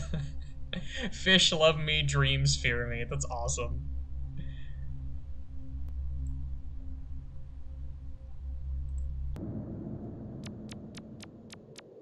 Can I get my hat? I wonder if you can bring this all the way back to the Nexus. I don't see why you wouldn't be able to.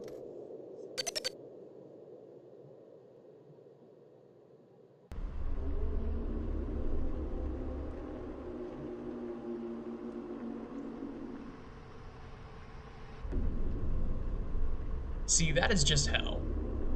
There's no holidays there, that is just hell.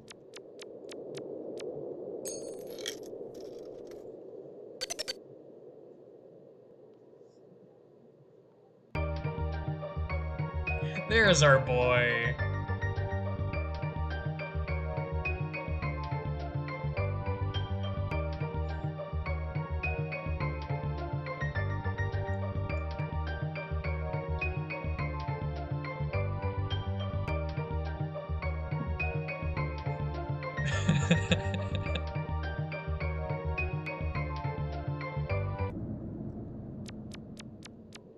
Thank you, Jimbo.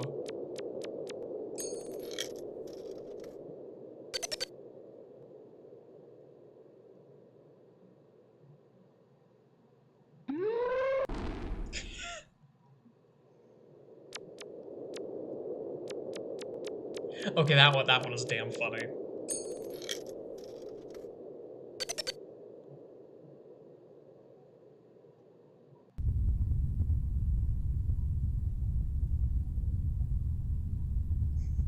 This one's kind of eerie. I forgot about this one.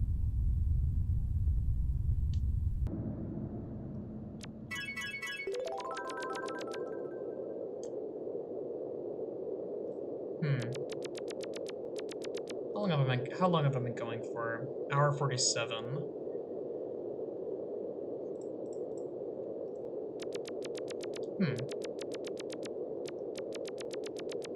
How about we cap it off with a trip to Lavender Waters?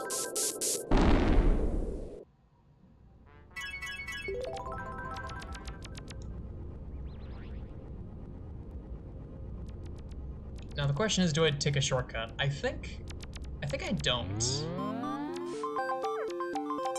Because it really doesn't add that much to you. It really doesn't take that much off of your time. Because you start in Cotton Candy Haven.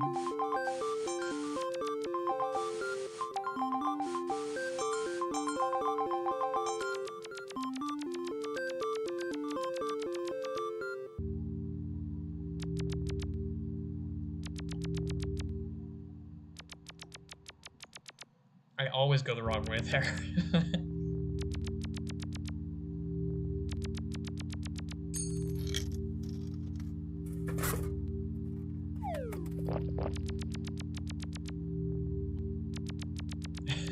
Urasuki drinks the sludge.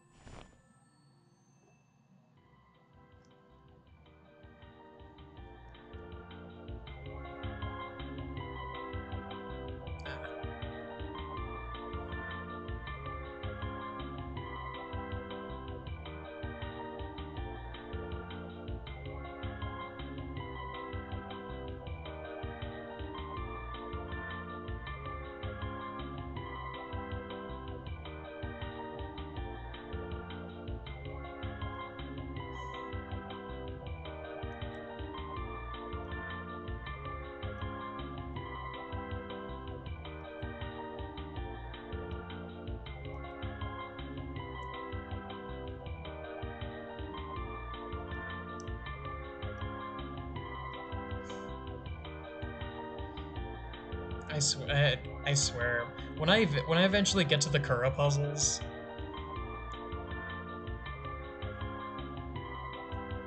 when I eventually have to do the Kura puzzles, I'm going to code an AI just to do the stupid sliding block puzzles because I'm really bad at them.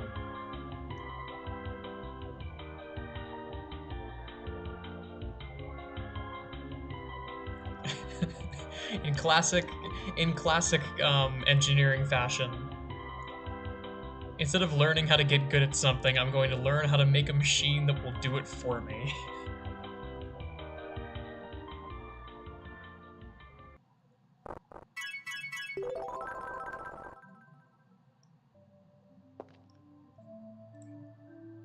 Because I still remember, a while ago I had an AI class, and it was good. It was very fun class. The professor knew a lot. The professor was also slightly evil. One of the quizzes that he gave I think 8 quizzes over the course of the semester. So they were like fairly high impact quizzes, even though they were just meant as like reading comprehension, basically. And one of the quizzes, it was just like reading comprehension for the stuff you're supposed to read in the textbook. One of the quizzes was he gave us a 9-block sliding puzzle, and he told us to use the, like, language... He used something called PDDL that we talked about in class, and just use that and type out instructions on how to solve that sliding block puzzle. It was evil. Then afterwards, he told us that he was just grading to see if we got the syntax right. So it was evil, but at least he wasn't grading for accuracy.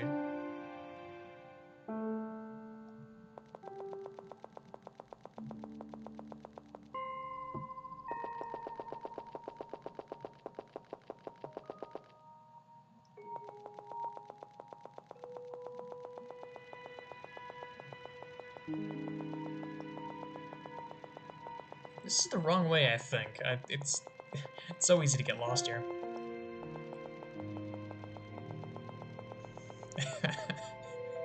Finally, their puzzle has been currad.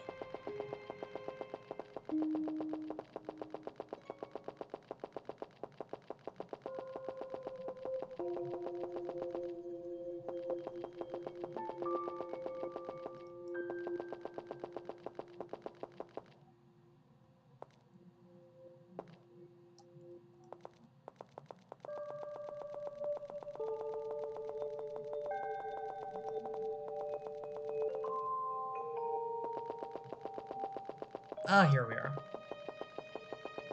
And then up on top.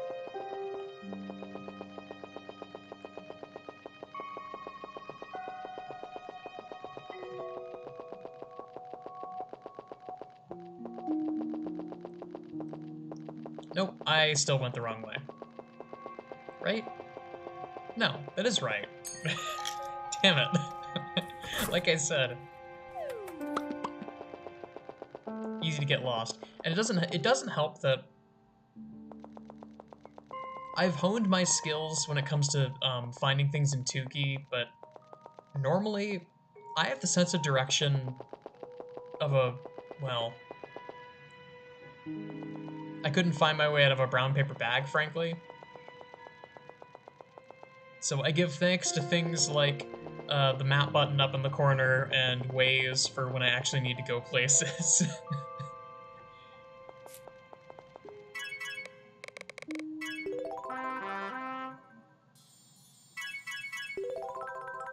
Again, relying on technology to do the work for me because I am awful at memorizing where I need to go.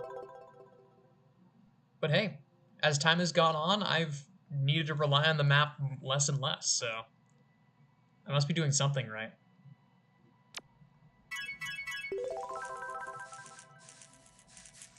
Also, before I go forward, I am curious. This one. Where does this lead? I'm curious.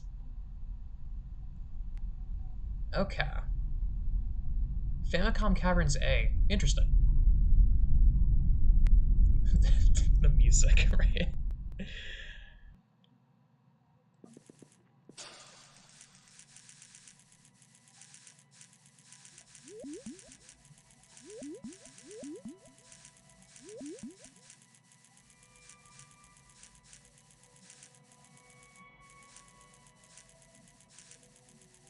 I do find it really interesting. This music is actually stock music. I think I mentioned it before. This track is called I Have Always Loved You, and it's just from I think it's just from like a horror sound pack. Just like a sounds and music pack.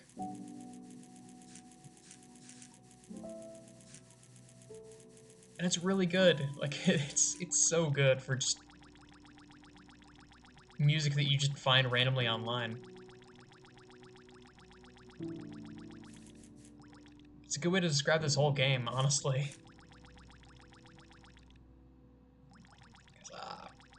This area looks so pretty, man. But it reflects it reflects the rest of this game very well. Uh-oh. That's a one-way path. Alright, I guess we're okay.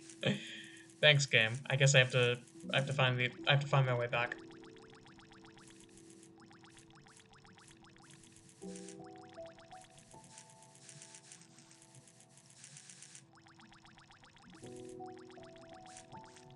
Oh, hey, it's you again.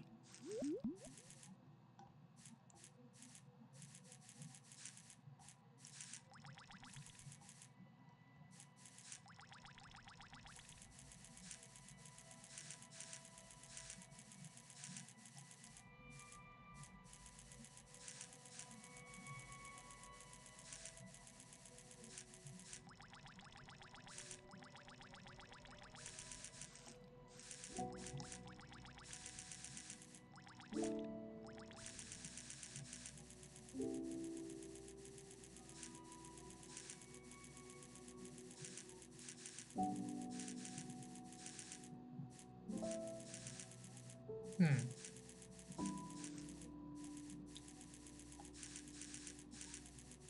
Oh.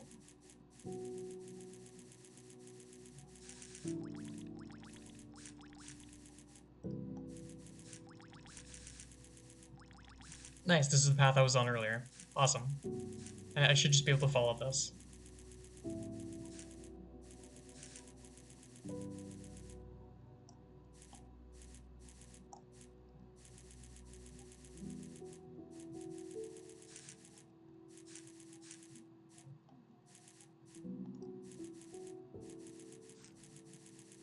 Or not, I guess.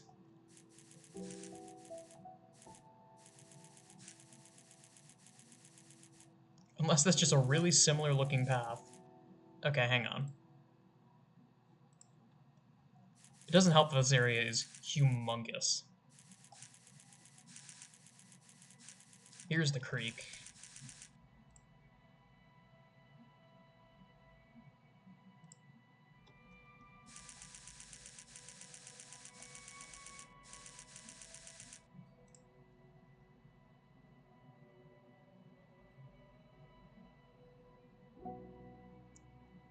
Okay.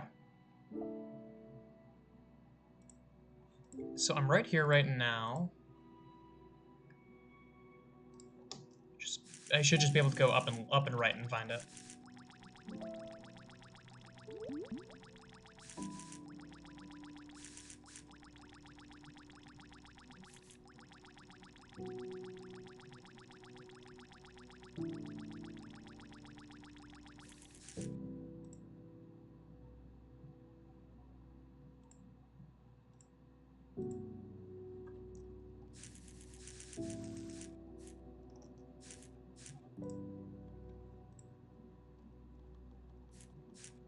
God, don't tell me this is also a one-way path. Come on. Come on. No. Please. Yeah, that's one way. Damn it. Damn it, damn it, damn it, damn it. I should just be able to go back to Flooded Dungeon and back. To reset the connection so that I can actually go the way I was planning on going.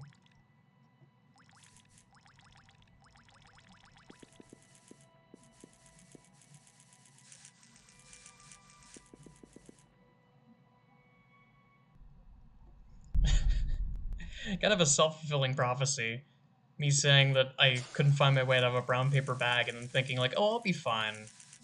I've gone down this path 100 times. Oops. Alright. I only have myself to blame for that, I guess.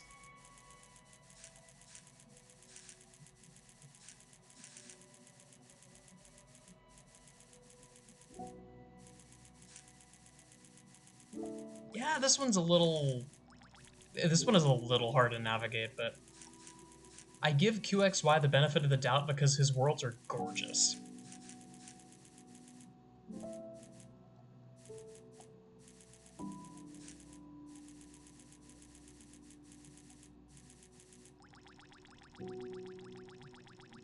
Like, it's kind of hard to beat this. And the worlds may be a headache, but, like, come on.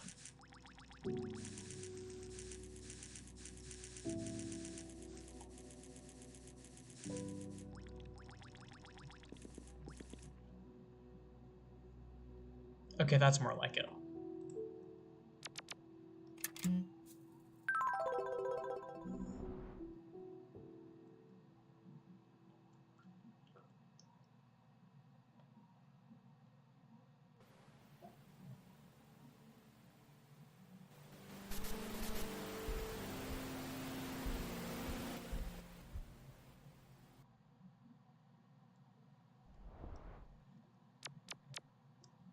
like, QXY's worlds may be kind of difficult to explore sometimes, but, like, come on.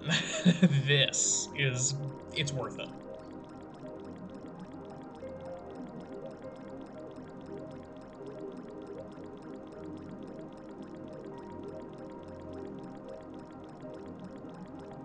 Yeah, there's definitely a correlation there. The better the pixel art, the harder it is to navigate. The sole exception that I can think of is Crystal Waters, because that is fairly straightforward. Fairly straightforward if you don't mind going through a few extra worlds than you were expecting. And the pixel art at the end of Crystal Waters is gorgeous, man. Definitely worth the time. The one downside is having to go through amorphous maroon space, but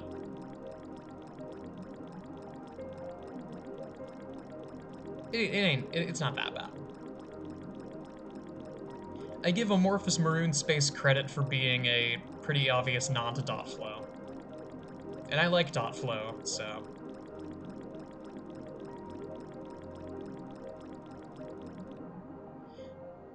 Also, on the subject of dot flow, I think I mentioned before that I was planning on maybe doing other fan games on these streams or otherwise. I am, of course, planning on checking out Oversomnia, because I've heard that one is awesome, and it's on YNO now. There is also, I don't know if it's finished. I know it exists. Lol Rust made another Yumaniki fan game, and I really want to check it out because Lol Rust is the person who made Flow, and dot flow is, I think, it is really hard to say what my favorite Yumaniki fan game is because, I mean,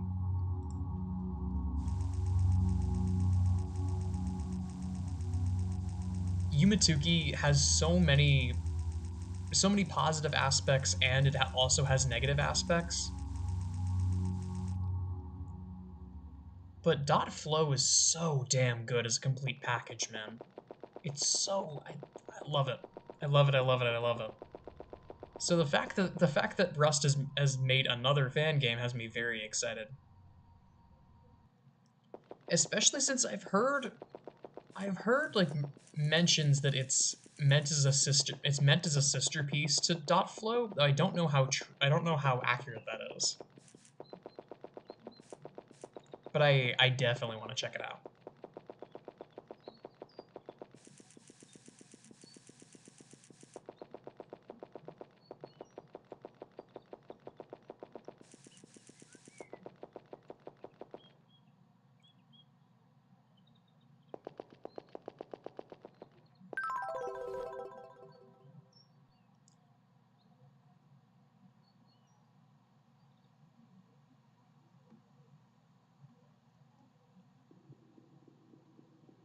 I think every game on YNO is worth checking out.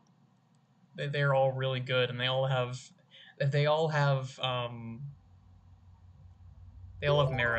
a lot of merit.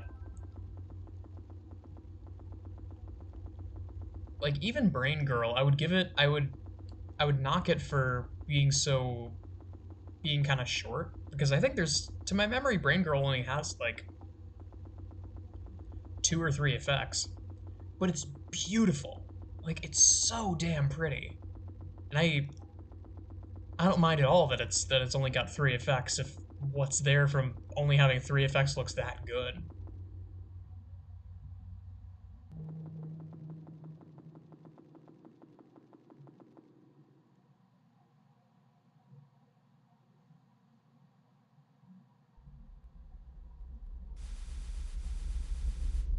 And it helps to show off the different creator styles too.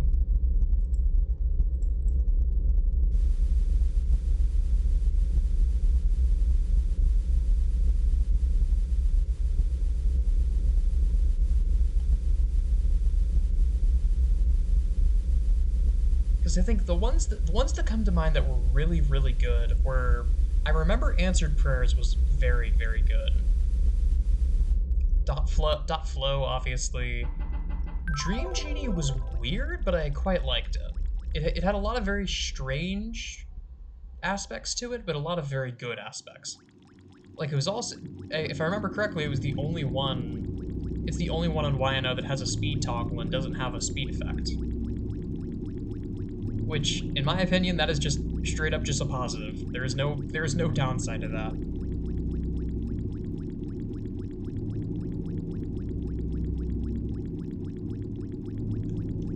I love Tuki, and I love Yumaniki, and I love .flow. Damn, those games are slow sometimes.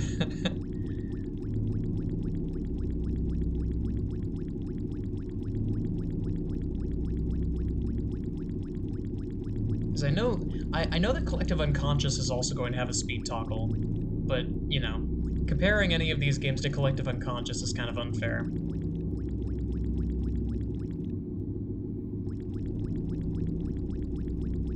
But I am so excited for Collective Unconscious. It's gonna be so good, it's gonna be so great.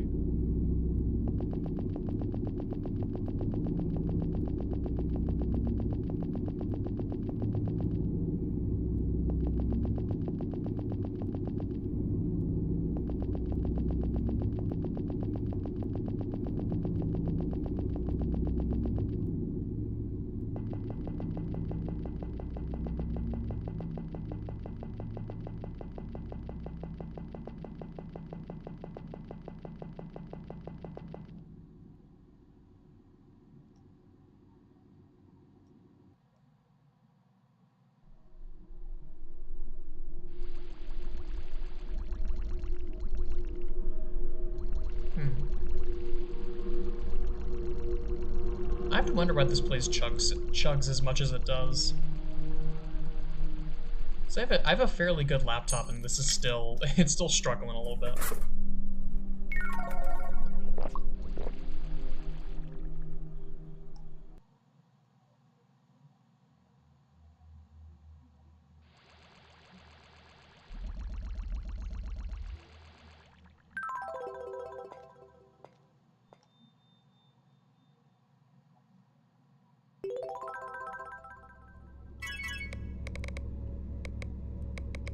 Somehow Animated Hub doesn't lag for me. I don't know why.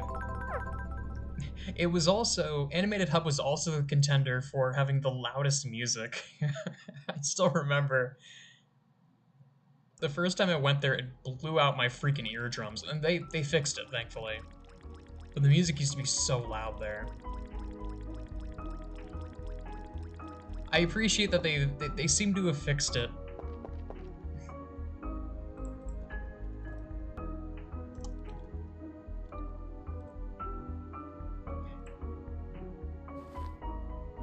They seem to have fixed it for a lot of those worlds with super, super loud music.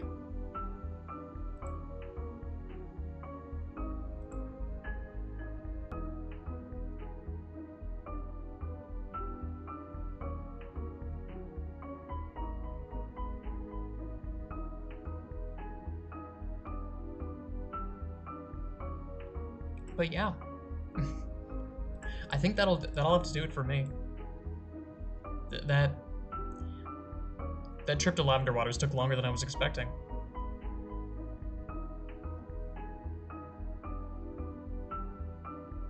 But I'm probably just gonna be chilling here while I go and do other things.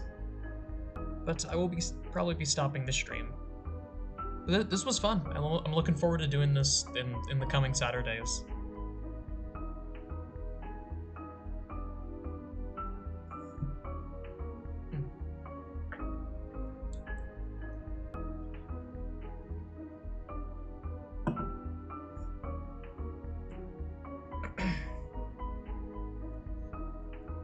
Take care, y'all. I'm gonna go offline and go do other things and try and be productive. No promises, but I'll try my best. But yeah,